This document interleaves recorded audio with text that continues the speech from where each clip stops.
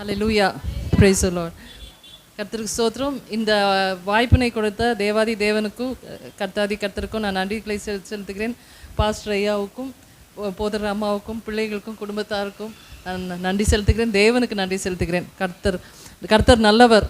அவருடைய ஊழியத்தை செய்வது என்பது இந்த உலகத்தில் பெரிய பாக்கியம். கர்த்தருக்கு ஊழியம் செய்வது என்பது நான் கொடுக்க போகிற செய்தி ஒரு விடுதலையின் செய்தியாக இருக்கும். அதுக்கு அடுத்தது விரிவான செய்திக்குள்ளே என் கணவர் நடத்துவார். லூக்கா 23ஆம் அதிகாரத்தை நம்ம எடுத்துப்போம். லூக்கா எழுதின சுவிசேஷம் 23ஆம் அதிகாரம். அவர்களுடைய இது ஆண்டவராக இயேசு கிறிஸ்துவை சிலுவையில் அறையத்துக்கு முன்னாடி நடந்த சம்பவங்கள். நம்ம இந்த காரியங்களை நம்ம அதிகமாக நம்ம ஈஸ்டருக்கு முன்பாக லெந்து காலங்களில் நம்ம தியானிப்போம். ஆனால் இன்றைக்கி இதன் மூலமாக ஒரு விடுதலையின் செய்தி ஆவியானவர் வெளிப்படுத்தினார். அது உங்களுக்கு மாத்திரமில்லை, எங்களுக்கும் கூட தான், எல்லாருக்குமாக ஒரு செய்தி. அவர்களுடைய கூட்டத்தார் எல்லாரும் எழுந்திருந்து அவரை பிலாத்துவினிடத்திற்கு கொண்டு போய், இவன் தன்னை கிறிஸ்து எனப்பட்ட ராஜாவென்றும் ராயருக்கு வரி கொடுக்க வேண்டுவதில்லை என்றும் சொல்லி ஜனங்களை கலகப்படுத்த கண்டோம் என்று அவர் மேல் குற்றஞ்சாட்ட தொடங்கினார்கள். இந்த உலகத்தில் நம்ம வாழ்கிற வரைக்கும் ஒவ்வொரு விசுவாசிக்கும் ஒரே ஒரு போராட்டம். விசுவாசி ஆண்டவர் அவரை அவரை ரட்சித்து அவருடைய பிள்ளையாக ஆவியானவர் தங்கும் ஆலயமாக இருக்க வேண்டும் என்று விரும்புகிறார். அதற்கு எதிர்த்து போராடுகிற ஒன்று பிசாசின் கிரியை. பிசாசும் நம்மை ஆக்கிரமிக்க பார்க்கும். அதுதான் அது தீமைக்கும் நன்மைக்குமான ஒரு போராட்டம். கிறிஸ்துவ ஜீவியம் என்பது நிச்சயமாக மாம்சத்துக்கும் ஆவிக்கும் உள்ள ஒரு போராட்டம். பிசாசுக்கும் நமக்கும் உள்ள ஒரு போராட்டமான வாழ்க்கை. கிறிஸ்துவ வாழ்க்கை என்பது அதுதான். ஆண்டவராக இயேசு கிறிஸ்து பாருங்களேன், இவன் தன்னை கிறிஸ்து எனப்பட்ட ராஜாவென்றும் அப்படின்ட்டு. அப்போது இந்த பரிசேயர் சதிசேயர்லாம் அவரை ராஜா இன்னும் ஒத்துக்கலை.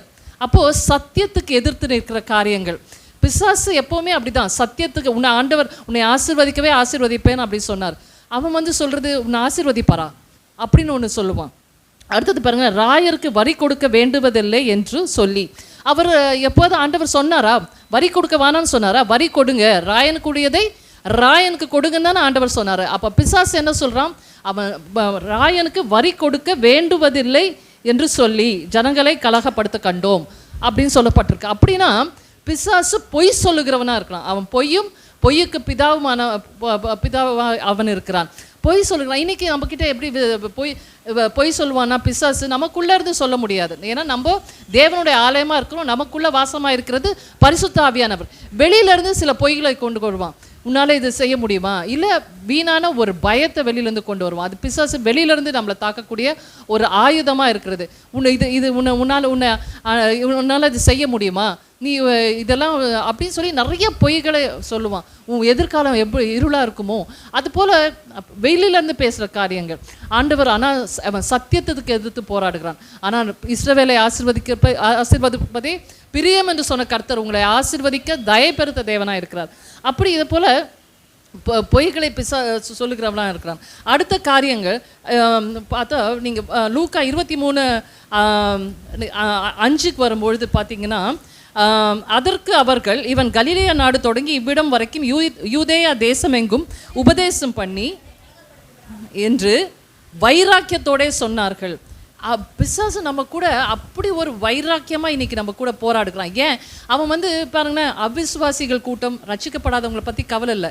ஏன்னா எப்படியும் இந்த கூட்டம் எப்படியும் நரகத்துக்கு தான் போய் சேரப்போகுதுன்னு அவனுக்கு தெரியும். ஆனால் ஒரு நபர் ரட்சிக்கப்பட்டார்னா அவன் தொடர்ந்து நம்ம கூட போராடுகிற காரியம் என்னன்னா, இந்த ஆத்துமா பரலோகத்துக்கு போயிடக்கூடாது. அதனால் வைராக்கியத்தோடு அவன் செயல்படுகிறவனா நம்மளோட வாழ்க்கையில் காணப்படுகிறான். இதெல்லாம் பிசாசின் தந்திரங்கள். பிசாசின் தந்திரங்களை நீங்கள் அறியாதவர்கள் அல்லவே என்று வசனம் சொல்லுகிறது. நான் இப்போ முதல்ல பேச போகிறது பிசாசு எப்படியெல்லாம் நம்மளோட வாழ்க்கையில் செயல்படுகிறான் அப்படின்னு சொல்லிட்டு. நம்ம மூலமாக நம்மளை தாக்க பார்ப்பான். ஒன்று இந்த மாதிரி பொய்களை சொல்லி இல்லது, அல்லது நம்ம குடும்பத்தாரில் ரட்சிக்கப்படாத ஒரு நபர் இருப்பார் வீட்டில். வசனம் சொல்லியிருக்கிறது, நான் முதல்ல ரட்சிக்கப்பட்ட புதுசில் ஒரு வசனம் வரும் பைபிளில், வேதத்தில், நான் சமாதானத்தை உண்டு பண்ண வந்தேன், பிரிவினை உண்டாக்க வந்தேன், மகளுக்கும் தாய்க்கும் மருமகளுக்கும் மாமிக்கும். இதை நான் படிக்கும் போது எனக்கு இதோட அர்த்தமே தெரியல. எப்படி ஆண்டவராக இயேசு கிறிஸ்து சமாதானக்காரனராச்சே, அவர் எப்படி நான் பிரிவினை உண்டாக்க வந்தேன்னு சொல்லியிருக்காருன்னு நான் யோசிப்பேன். அப்புறம் தான் பிற்காலங்களில் அந்த வசனத்தோட அர்த்தம் எனக்கு தெரிஞ்சுது. அப்படின்னா உங்கள் குடும்பத்தில் ஒருத்தர் ரட்சிக்கப்பட்டிருப்பாங்க, ஒருத்தர் ரட்சிக்கப்படாத நபராக இருப்பாங்க. அந்த நபரை கொண்டு பிசாசு உங்கள் வாழ்க்கையில் உள்ள சமாதானத்தை திட பார்ப்பான், பொய்களை பேச பார்ப்பான், வைராக்கியத்தோடு உங்களோட காரியங்களை அவன் சீர்குலைக்க பார்ப்பான்.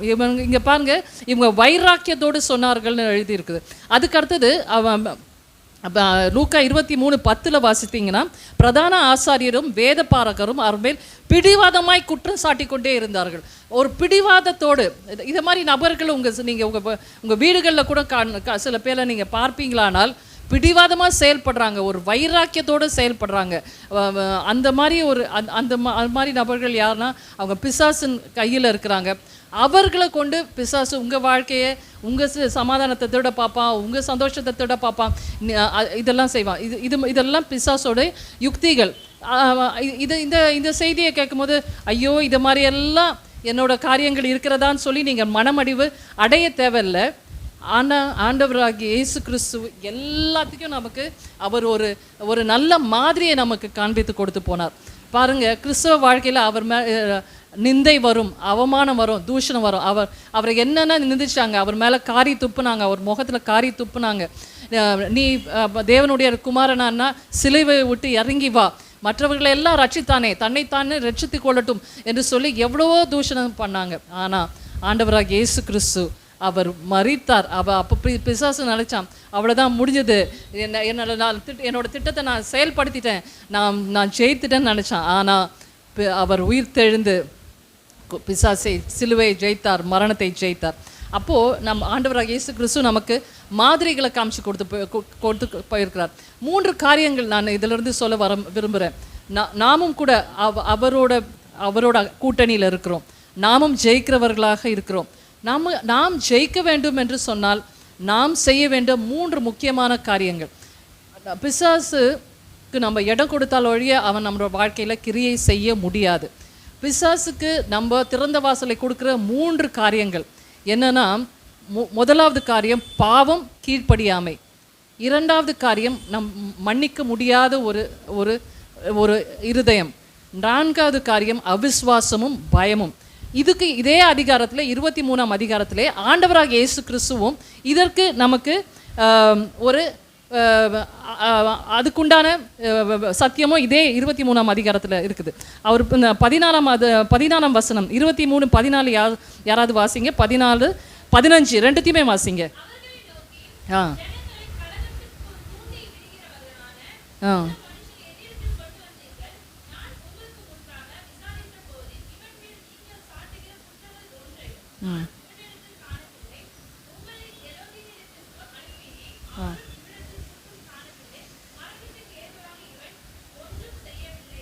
செய்யவில்லையே அப்படின்ட்டு. அப்போது ஆண்டவராகிய இயேசு கிறிஸ்து பாருங்க, அவர்கிட்ட ஒரு குற்றமும் கண்டுபிடிக்க முடியல. அவர் பாவம் செய்யலை, பாவம் பற்றி அறியாத சுத்தக்கண்ணன் நம்ம பாவத்தை கொண்ட வந்தார். அவரிடத்துல ஒரு குற்றமும் கண்டுபிடிக்க முடியல. அவர் வாயை கிளறுவாங்கன்னு சொல்லுவாங்கல்ல, அது மாதிரி அவங்க ஆளுங்களை ஏவி விடுவாங்க. போய் அவர் சொல்கிற ஏதாவது ஒரு வார்த்தையில்லாத அவர்கிட்ட ஒரு குற்றம் கண்டுபிடிக்க முடியுமான்னு சொல்லி ஆட்களை அனுப்புவாங்க. ஆனால் அவரிடத்துல ஒரு குற்றமும் கண்டுபிடிக்க முடியாது. இன்னைக்கு நமக்கும் ஒரு பாடம் அப்படிதான். பிசாசு நம்மளை, மற்றவங்க குடும்பத்தில் உள்ளவர்கள் யார் மூலமாவது, அவிசுவாசிகள் நம்ம வேலை செய்கிற இடத்துல யார் மூலமாவது நம்மளை அப்படியே ஒரு மாதிரி கோவப்படுத்தி ஏதாவது நம்ம வாயிலிருந்து ஒரு வார்த்தை வருமானு, அந்த வார்த்தையை கொண்டு நம்மளை குற்றம் சாட்ட முடியுமான்னு அவன் வகை தேடி சுற்றி திரிகிற அவன் சிங்கத்தை போல இருக்கிறான். ஆனால் நம்ம பதறி கூட ஒரு வார்த்தை பேசிடக்கூடாது. நம்ம வாயிலிருந்து ஒரு வார்த்தையும் நம்ம எல்லைகளில் பாவம் காணப்படவே கூடாது, பாவம் காணப்படக்கூடாது. இந்த செய்தி முக்கியமான செய்தி. ஏன்னா நம்ம ஒரு வார்த்தை பதறி சொல்லிட்டோம்னா, நம்மக்கிட்ட நம்ம பாவம் செய்துட்டா நம்ம விழுந்துடுவோம். அதுக்கப்புறம் அவன் நம்மளோட வாழ்க்கையில் அவன் அதிகாரம் எடுத்துடுவோம். அதனால் நம்ம எல்லைகளில் பாவம் இல்லாதபடி பார்த்துக்கொள்ளணும். அதுக்கு நம்ம வேத வசனத்தை, அப்படியாகப்பட்ட இயேசு கிறிஸ்துவே அவர் பிதாவுக்கு ஒரே பேரான குமாரன், அவரையே அவன் விட்டு வைக்கல இல்லையா, வனாந்திரத்துக்கு கூட்டு போய் அவரையே சோதிக்கப்பட்டார் அவர். அப்போ அவர் ஜெயித்ததெல்லாம் வசனத்தை கொண்டு. அதுக்காக தான் நம்ம அதிகமாக வசனத்தை படிக்கணும். அந்த வசனம் இப்போ நம்மளை ஒருத்தர் ரொம்ப கோவப்படுத்துகிறாங்க, நம்ம வாயிலேருந்து ஒரு வார்த்தை வாங்கிட்டாங்க, நம்ம ஏதாவது பதறி சொல்லிடுவோமா அப்படின்னு பார்க்குறாங்கன்னா உடனே நமக்கு வசனங்க ஞாபகம் வரணும். நான் மீட்கப்படும் நாளுக்கு என்று முத்திரையாக பெறப்பட்ட பரிசுத்த ஆவியை துக்கப்படுத்தாதிருங்கள் என்று எழுதியிருக்கிறது அல்லவா, எழுதியிருக்குது. அதனால் நான் இந்த நேரத்தில் நான் எதுவும் பேசிடக்கூடாது, நான் எதுவும் பதறி ஒரு வார்த்தை சொல்லிடக்கூடாது, நான் எனக்குள்ளே பெற்றிருக்கிற பரிசுத்த ஆவியானவரை நான் துக்கப்படுத்திடக்கூடாது. அந்த அந்த அந்த எண்ணம் நமக்கு இருந்தால் நம்ம மேலே ஒரு குற்றமும் யாரும் சாட்ட முடியாது. பிசாசுக்கு நம்ம வாசலை திறந்து விட மாட்டோம். ரெண்டாவது காரியம், நம்மக்கிட்ட மற்றவங்களை மன்னிக்காத ஒரு நிலைமை இருக்கக்கூடாது. பரமண்டல ஜபத்திலே ஆண்டவர் சொல்லி கொடுத்தாரு இல்லையா, உன் எதிராளிகளுக்கு நீ மன்னிக்கிறது போல உன் பாவ குற்றங்களையும் மன்னியும், என் எதிராளிகளுக்கு நான் மன்னிக்கிறது போல என் பாவ குற்றங்களையும் மன்னியும். இன்னொரு வசனம் இருக்குது, நீங்கள் ஜெபத்தில் கேட்டுக்கொள்ளும்போது, நீங்கள் ஜெபத்தில் போய் எதையோ கேட்டுக்கொள்ளும்போது நீங்கள் மற்றவங்களை எதாவது மன்னிக்காத ஒரு சூழ்நிலை இருக்கா அப்படின்னு பார்த்து அவங்க குற்றங்களெல்லாம் அதை மன்னிங்க. அப்போது நீங்கள் என்ன கேட்கிறீர்களோ அது உங்களுக்கு நீங்கள் பெற்றுக்கொள்வீர்கள் என்று இருக்கிறது இல்லையா. நம்மளால் நிறைய நேரத்தில் இந்த மன்னிக்க முடியாது. நம்ம யாராவது நம்மளை ரொம்ப நம்மளை காயப்படுத்தியிருப்பாங்க. அந்த பிசாசு என்ன பண்ணுவான், இது கூட அவனோட தந்திரம் தான். நம்ம ஜபத்துக்கு போகும்பொழுது கூட, ஜபத்தில் நம்ம ஆண்டவரோட பிரசன்னத்தில் போய் உட்காரும்பொழுது கூட அதை ஞாபகத்துக்கு கொண்டு வருவான். அதுக்கு இருக்க அதை கொண்டு வந்து நம்மளை ஒரு மாதிரி கசப்பாக பார்ப்பான். உன் மாமியார் உன்னை இப்படி சொன்னாங்களே, அவங்க உன்னை இப்படி சொன்னாங்களே, அவங்க எப்படி உன்னை தூஷித்தாங்களே அப்படின்னு ஒரு காரியங்களை சொல்லும் போது நம்ம உடனே என்ன பண்ண தெரியுமா, உடனே ஆண்டவரே நான் அவனை பிசாசை வெக்கப்படுத்தணும்னா நம்ம உடனே ஆண்டவரே அந்த நபரை நான் மன்னிக்கிறேன், ஆண்டவரே நான் மனப்பூர்வமாய் மன்னியுங்கள்னு இருக்குது வசனம் இருக்குது இல்லையா. மனப்பூர்வமாய் அவர்களை மன்னியுங்கள். அப்போ அதுக்கு வசனத்துக்கு அது ரெஃபரன்ஸ் கொடுக்கணுன்னா மார்க் 12:25, மார்க் 12:25 யாராவது வாசிங்க. 11:25 11:25. ம் ம் ஆ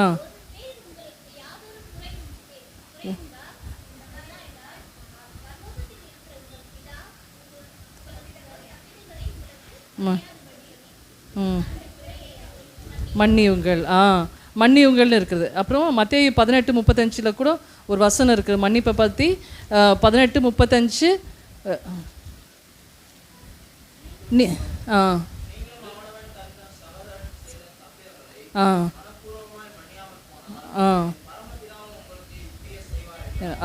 நம்ம எப்படி மன்னிக்கணும்னா மனப்பூர்வமாக மன்னிச்சிடணும். ஆண்டவரே அவங்கள மன்னிச்சிடுங்க, ஆண்டவரே நான் அவங்கள மன்னிக்கிறேன், நான் அவங்கள மனப்பூர்வம். ஆண்டவர் மன்னிக்கிறது இல்லை, நம்ம அவங்கள மன்னிச்சிடணும். அப்போது அது பிசாசுக்கு திருப்பியும் அதுவும் வாசலை மூடிடும். நம்ம மன்னிக்கணும். அப்போது முதலாவது நம்மக்கிட்ட குற்றம் எதுவும் இருக்கக்கூடாது, பாவம் இருக்கக்கூடாது. ரெண்டாவது நம்ம மனப்பூர்வமாய் மன்னிக்கணும். மூணாவது நமக்கு அவிசுவாசம் இருக்கக்கூடாது, அவிசுவாசம் இருக்கக்கூடாது. ஆண்டவராக இயேசு கிறிஸ்து சிலுவையில் அரைஞ்சாங்க, அவர்கிட்ட ஒரு குற்றமும் இல்லை. அவரும் அதுக்கும் ஒரு உதாரணத்துக்கு மன்னிப்பை பற்றியும் அவர் உதாரணத்தை லூக்கா 23 காமிச்சிட்டு போயிட்டார். சிலுவையில் இருக்கும்பொழுது அதில் சொன்னார் இல்லை, இவங்க அறியாமல் செய்கிறாங்க, பிதாவே இவர்களுக்கு மன்னியும். அது ஆண்டவராக இயேசு கிறிஸ்து தான் நம்ம எல்லாத்துக்கும் நல்ல மாதிரி. அவர் அதையும் அது மன்னிப்பை பற்றியும் சொல்லி கொடுத்துட்டார் சிலுவையிலே. மூணாவது காரியம் அவிசுவாசம் இருக்கக்கூடாது. அவருக்கு நல்லாவே தெரியும் இயேசு கிறிஸ்துக்கு எப்படியா என்னை ஆண்டவர் என்னை அந்த பரிசேயர்கிட்டையும் பிரதான ஆசாரியர்கிட்டையும் என்னை ஒப்பு கொடுப்பார்கள், ஆனால் நான் என் பிதாவானவர் என்னை 3ஆம் நாள் உயிரோடு எழுப்புவார் என்ற விசுவாசம் இருந்துச்சு. அதுபோல் நம்மையும் ரட்சித்த தேவன், நமக்காக யாவையும் செய்கிற தேவன், நமக்காக வழக்காடுகிற தேவன், அவர் எனக்காக யாவையும் செய்து முடிப்பார் என்ற விசுவாசம் இருக்கணும். அந்த படகுல ஏறுறாங்க, அக்கறைக்கு போவோம்னு சொல்கிறாங்க, புயல் வருது, காற்று அடிக்குது. இவங்க அந்த படகுல ஆண்டவராக இயேசு கிறிஸ்து இருக்கிறார், நம்மளோட வாழ்க்கை படகுலும் இயேசு கிறிஸ்து இருக்கிறார். நம்ம அக்கறைக்கு போய் சேருவோம். இந்த சீஷர்களெல்லாம் பயந்தார்கள். உங்களுக்கு கவலை இல்லையான்னு அவர்கிட்டயே போய் கேட்பாங்க. அவர் எதுக்கு கவலைப்படணும், அவர் எதுக்கு பயப்படணும்? காற்றையும் கடலையும் உண்டாக்கினவர் இருக்கும் போது நம்ம ஏன் பயப்படணும்? நம்ம அக்கறைக்கு போய் சேருவோம். நம்ம விசுவாசிகளாக இருக்கணும். நம்ம அவிசுவாசமும் நம்ம எல்லையில் காணப்படக்கூடாது. விசுவாசம் உள்ளவர்களாய், பயம் இல்லாதவர்களாய் நம்ம இருக்கும் பொழுது அவர் நமக்கு கொடுத்த வாக்குத்தத்தங்கள் எல்லாவற்றையும் நிறைவேற்ற வல்லவராக இருக்கிறார் என்ற விசுவாசத்தோடு நம்ம இருக்கும் பொழுது நிச்சயமாகவே அவர் எப்படி ஜெயித்தது போல நாமும் ஜெயிப்போம். கர்த்தர் தாமே அந்த வசனங்களை ஆசீர்வதிப்பாராக. ஆமென். ஹல்லேலூயா, தேவனுக்கே மகிமை உண்டாவதாக. ஆமென். இதுவரை என் மனைவி மூலமாக கொடுக்கப்பட்ட கர்த்தருடைய வார்த்தை, நாம் எவ்வாறு ஜாகிரதையாக அந்த விடுதலை பெற்ற ஒரு வாழ்க்கையை வாழ கர்த்தர் விடுதலை நாயகன் வெற்றியை தருகிறார். பரிசுத்த ஆவியானவர் எங்கே உண்டோ அங்கே விடுதலையும் உண்டு. ஹல்லேலூயா, கர்த்தரே ஆவியானவர். அப்படியாக அவரை கொண்டு, வசனத்தை கொண்டு, உன்னதமானவருடைய பலத்தினாலே நாம் எப்படி விடுதலையான ஒரு வாழ்க்கையை நாம் வாழ வேண்டும், வெற்றியுள்ள வாழ்க்கையை வாழ வேண்டும் என்று அந்த சில குறிப்புகளை அவர்கள் பகிர்ந்து கொண்டார்கள். கர்த்தருடைய பரிசுத்த நாமத்துக்கு ஸ்தோத்திரம் உண்டாவதாக. உங்களை யாவரையும் நான் இயேசு நாமத்திலே வாழ்த்துகிறேன். மீண்டுமாக அப்போஸ்தலர் 2ஆம் அதிகாரம் 1 முதல் 6ஆம் வசனம். பெந்தேகோஸ்தே திருநாளாகிய இந்த தினத்தில் இது வாசிக்கிற இந்த பகுதி. பெந்தேகோஸ்தே என்னும் நாள் வந்தபோது அவர்கள் எல்லாரும் ஒருமனப்பட்டு ஓரிடத்தில் வந்திருந்தார்கள். அப்பொழுது பலத்த காற்று அடிக்கிற முழக்கம் போல வானத்திலிருந்து சடிதியாய் ஒரு முழக்கம் உண்டாகி அவர்கள் உட்கார்ந்திருந்த வீடு முழுவதையும் நிரப்பிற்று. அல்லாமலும் அக்கினிமயமான நாவுகள் போல பிரிந்திருக்கும் நாவுகள் அவர்களுக்கு காணப்பட்டு அவர்கள் ஒவ்வொருவர் மேலும் வந்து அமர்ந்தது. அவர்கள் எல்லோரும் பரிசுத்த ஆவியினாலே நிரப்பப்பட்டு ஆவியானவர் தங்களுக்கு தந்தரின வார்த்தையின்படியே வெவ்வேறு பாஷைகளிலே பேசத் தொடங்கினார்கள். வானத்தின் கீழ் இருக்கிற சகல தேசத்தாரிலும் இருந்து வந்த தேவ பக்தியுள்ள யூதர்கள் அப்பொழுது எருசலேமில் வாசம் பண்ணினார்கள். அந்த சத்தம் உண்டான போது திரளான ஜனங்கள் கூடி வந்து தங்கள் தங்கள் பாஷையிலே அவர்கள் பேசுகிறதை அவரவர்கள் கேட்டபடினாலே கலக்கமடைந்தார்கள். ஹல்லேலூயா. மகா இருக்கும் கிருபையுள்ள எங்கள் அன்புள்ள பரிசுத்த பிதாவே, இந்த மனமகிழ்ச்சியான வேலைக்காக ஸ்தோத்திரப்பா. ஆண்டவரே, நீர் பேசும், நாங்கள் கேட்கட்டும். மனுஷன் அப்பத்தினாலே மாத்திரமல்ல, தேவனுடைய வாயிலிருந்து புறப்படுகிற ஒவ்வொரு வார்த்தையினாலும் பிழைப்பான் என்று எழுதியிருக்கிறது என்று சொல்லியிருக்கிறதுமாய், ஆண்டவரே, உம்முடைய வார்த்தை நல்ல நிலத்தில் விழுந்த விதைகளாக நாங்கள் அதை உட்கொண்டு எங்கள் இருதயங்களில் காத்து கொண்டு 30ஆகவும் 60ஆகவும் 100 கனிகளை கொடுக்கத்தக்கதாக எங்கள் உள்ளங்கள் நல்ல நிலங்களாகவே இருக்க ஆவியானவர் தாமே கிருபை புரியும்படியாக ஜெபிக்கிறோம். கேட்கிறவர்கள் யாவரும் அப்படியே ஆயிரங்களுக்கு ஆசீர்வாதமாய், நாங்கள் இன்னும் இந்த பூமியிலே ஆயிரங்களுக்கு ஆசீர்வாதமாய், பூமிக்கு உப்பாகவும் உலகத்துக்கு வெளிச்சமாக திகழ கர்த்தர் கிருபை செய்வீராக. சகல துதிகளும் கனமும் மகிமையும் உமக்கே செலுத்துகிறோம். மீட்பெரும் ரட்சிகருமாய் இருக்கிற இயேசு நாமத்தில் ஜெபிக்கிறோம் நல்ல பிதாவே. ஆமென். ஹல்லேலூயா. நமக்கு எப்பொழுதுமே முன்மாதிரி இயேசு கிறிஸ்து. ஹல்லேலூயா. இன்றைக்கு ரட்சிக்கப்பட்டீங்களா அப்படின்னு கேட்டாங்க. என்ன ஒரு நாள் ரட்சிப்பு நடந்துக்குள்ள? ஆமாங்க, 98ஆம் வருஷத்தில் கர்த்தருடைய கிருபையால் ரட்சிப்பு நடந்துக்குள்ளே வர கர்த்தர் கிருபை செய்தார். அந்த மீட்டிங்க்கு தொடர்ச்சியாக போய்கொண்டே இருந்தேன். அது பொர்ஷாவகத்தில் ஒரு மீட்டிங். அப்போது அந்த கூட்டத்தில் ஒருவர் கேட்டார் போல, இது பரிசுத்தாவின் அபிஷேகம் பெற்றீங்களா அப்படின்னு கேட்டாங்க. அப்படியா? அப்போ நான் கல்லூரி படிப்பெல்லாம் முடிச்சுட்டு அப்போ அந்த மாதிரி டைமில் இருக்கிறேன். நான் பரிசுத்தாவி அபிஷேகம் ஒன்று இருக்குதா? ஆமாம். அப்போது நான் அதை வாஞ்சித்து கொண்டு இருந்தேன். ஆண்டவரே, இப்படி ஒன்று இருக்குதாமே, ஆண்டோட பிள்ளையாய் மாற்றப்பட்ட ஒரு நிலை, அதற்கு பிறகு ஆவியாரோட அபிஷேகம் ஒன்று தேவை அப்படின்றது ஒன்று இருக்குதாமேன்னு சொல்லி அந்த கூட்டத்தில் பேர் விட்டு ஒரு நாள் என்னை கூப்பிட்டதுனால அந்த கூட்டத்துக்கு அப்படி தான் ஆண்டவர் என்னை தொட்டார் வசனங்கள் மூலமாக. அப்போது தொடர்ச்சியாக போய் கொடுத்த வேளையிலே ஒரு நாள் ஆண்டவர் அந்த கூட்டத்தில் என்னை அபிஷேகித்தார். ஹல்லேலூயா. அப்போது அந்த வாஞ்சை இருக்கணும், கர்த்தருக்கு கீழ்ப்படிதல் இருக்கணும். ஆண்டவரே என்னை அபிஷேகம் கேட்டுக்கொண்டே இருக்கணும். ஏன்னா வசனங்கள் என்ன சொல்லுகிறது? லூக்கா 11:13 மீனை கேட்டால் பாம்பை கொடுப்பாரோ. அப்போது நீங்களே அப்படி நல்லது ஈவுகளை உங்கள் பிள்ளைகளுக்கு கொடுக்கும்போது பரமபிதா பரிசுத்த ஆவியை கொடுப்பார். பரமபிதான்னு சொன்ன பிறகு என்ன கொடுப்பாரு அப்படின்னு யோசித்தோன்னே அங்கே கோடிட்ட இடங்களை நிரப்புக அப்படின்னு நம்ம பார்த்தா பரிசுத்த ஆவி. உங்களுக்கு பெஸ்ட்டாக இருக்க வேண்டியது பரிசுத்த ஆவியினர். சுருக்கமாக சொல்கிறேன், யாருக்கு வேணாலும் புரிகிற மாதிரி. என்னென்னா இப்போ ஒரு ஒரு ஒரு நல்ல ஒரு இந்த ஒரு இது இப்போ ஆண்டருடைய செய்கை எப்படி இருந்ததுன்னா, இப்போ இங்கே ஒரு கிளாத் போடுறாங்க. கிளாத்து போட்டாக்க நல்லா இருக்குது, உடனே அது கொஞ்ச நேரம் ஒரு மணி நேரம் கழித்து விழுந்துருது. இன்னொரு மறுபடியும் எடுத்து சரியாக வைக்கிறாங்க, இன்னொரு 1 மணி நேரம் கழித்து விழுந்து விடுகிறது. அப்போது இது வந்து பாருங்கள், ஆண்டவர் நம்மை தேடி வந்தார், நம்மை ரட்சிக்கிறார். அந்த நிலை நம்மை சரிப்படுத்துகிற நிலை. நம்ம தான் தவறி அப்பப்போ இப்படியா அப்படியா நம்ம உலகத்தில் வாழ்கிறோம்ல, நம்மளை சுற்றி உலகத்தில் எப்படி இருக்குது வாழ்கிறோம், நம்ம மறுபடியும் விழுந்துடுறோம். பரிசுத்த ஆவியானவர் வருது எப்படி தான் இருக்குது? அதான் அபிஷேகம் எல்லாருக்கும் வேணும். ரட்சிக்கப்பட்ட பிறகு மறுபடியும் விழுற மாதிரி இருக்கிறோம் இல்லைங்களா? பரிசுத்த ஆவியானவர் எப்படின்னா, நேராக ஒருத்தர் வந்தார், அடிக்கடி விழுதில்ல, இங்கே லெஃப்டில் ஒரு பின்னு, ரைட்டில் ஒரு பின்னு குத்திடுறாரு. இப்போ அவங்களுக்கே ஒரு நல்ல ஸ்டெடியாக தைரியமாக இருக்குது. பின்னு குத்தின உடனே அது விழாது. ஹல்லேலூயா. இது தாங்க பரிசுத்த ஆவியின் ஒரு அபிஷேகனோட இது, அந்த அடையாளமே அதுதான். அப்போ நம்ம ஸ்டெடியாக இருக்கிறோம். கரெக்டாக இந்த 1 ஹவருக்கு கழிச்சு விழுறதெல்லாம் கிடையாது. ஹல்லேலூயா. இதுதான் சுருக்கமாக விளக்கி சொல்லுகிற விதமாய், ஈஸியாக சொல்கிற விதமாய் பரிசுத்த ஆவியருடைய அபிஷேகத்தினோட இது. துணை வேண்டும் தகப்பனே உலகிலே, என்னை எதிர்க்கும் சக்திகள் பல உண்டே. துணை வேண்டும் தகப்பனே உலகிலே, என்னை எதிர்க்கும் சக்திகள் பல உண்டே. என் ஜீவன் எல்லை எங்கிலும் சுத்தம் என எழுதும், என் ஜீவன் எல்லை எங்கிலும் பரிசுத்தம் என எழுதும். பரிசுத்தர் கூட்டம் நடுவில் ஜோலி தீடும் சுத்த ஜோதியே, ஆரூபியே இவ்வேளையில் ஆடி அனெஞ்சும் வாரிரோ. ஆரூபியே இவ்வேளையில் ஆடி அனெஞ்சும் வாரிரோ. ஹல்லேலூயா. இதுதான் பெந்தெகோஸ்து, இந்த திருநாள். இது எல்லாருக்கும் வேணுங்க. எத்தனை பேருக்கு புரிஞ்சு போச்சு இப்போவே? ஸ்டெடியான வாழ்க்கை. ஒரு வாழ்க்கையில் நான் நல்லவனாக மாறிட்டாங்க, நல்லவனாக ஆண்டவர் பிள்ளையை ஏற்றுக்கிட்டாங்க. எங்கே அப்பப்போ சறுக்கி விழுற மாதிரி இருக்குது. பரிசுத்த ஆவியரோட அபிஷேகம் வேணும். ஹல்லேலூயா. பரிசுத்த ஆவியர் கொடுத்து அவர் யார் என்று நம்ம பார்ப்போம். எங்கே போனாலும் சபைகளில் பிதா, குமாரன், பரிசுத்த ஆவி. பரிசுத்த ஆவின்னு சொல்லுவோம். அவர் ஒரு நம்ம ஆண்டவர், அவர் அவர்ன்னு சொல்லணும். அவர் வராரு, அவர் போறாரு, அவர் வராரு, போறாரு, வராரு. பழைய ஏற்பாட்டில் போனாரு, வந்தாரு, போனாரு, வந்தாரு. ஆதியாகமம் 18ஆம் அதிகாரம் 33ஆம் வசனத்தில் ஆபிரகாம் இடத்துல அவர் பேசினாரு. பேசி முடிஞ்ச உடனே மேலே எழும்பி போனார்.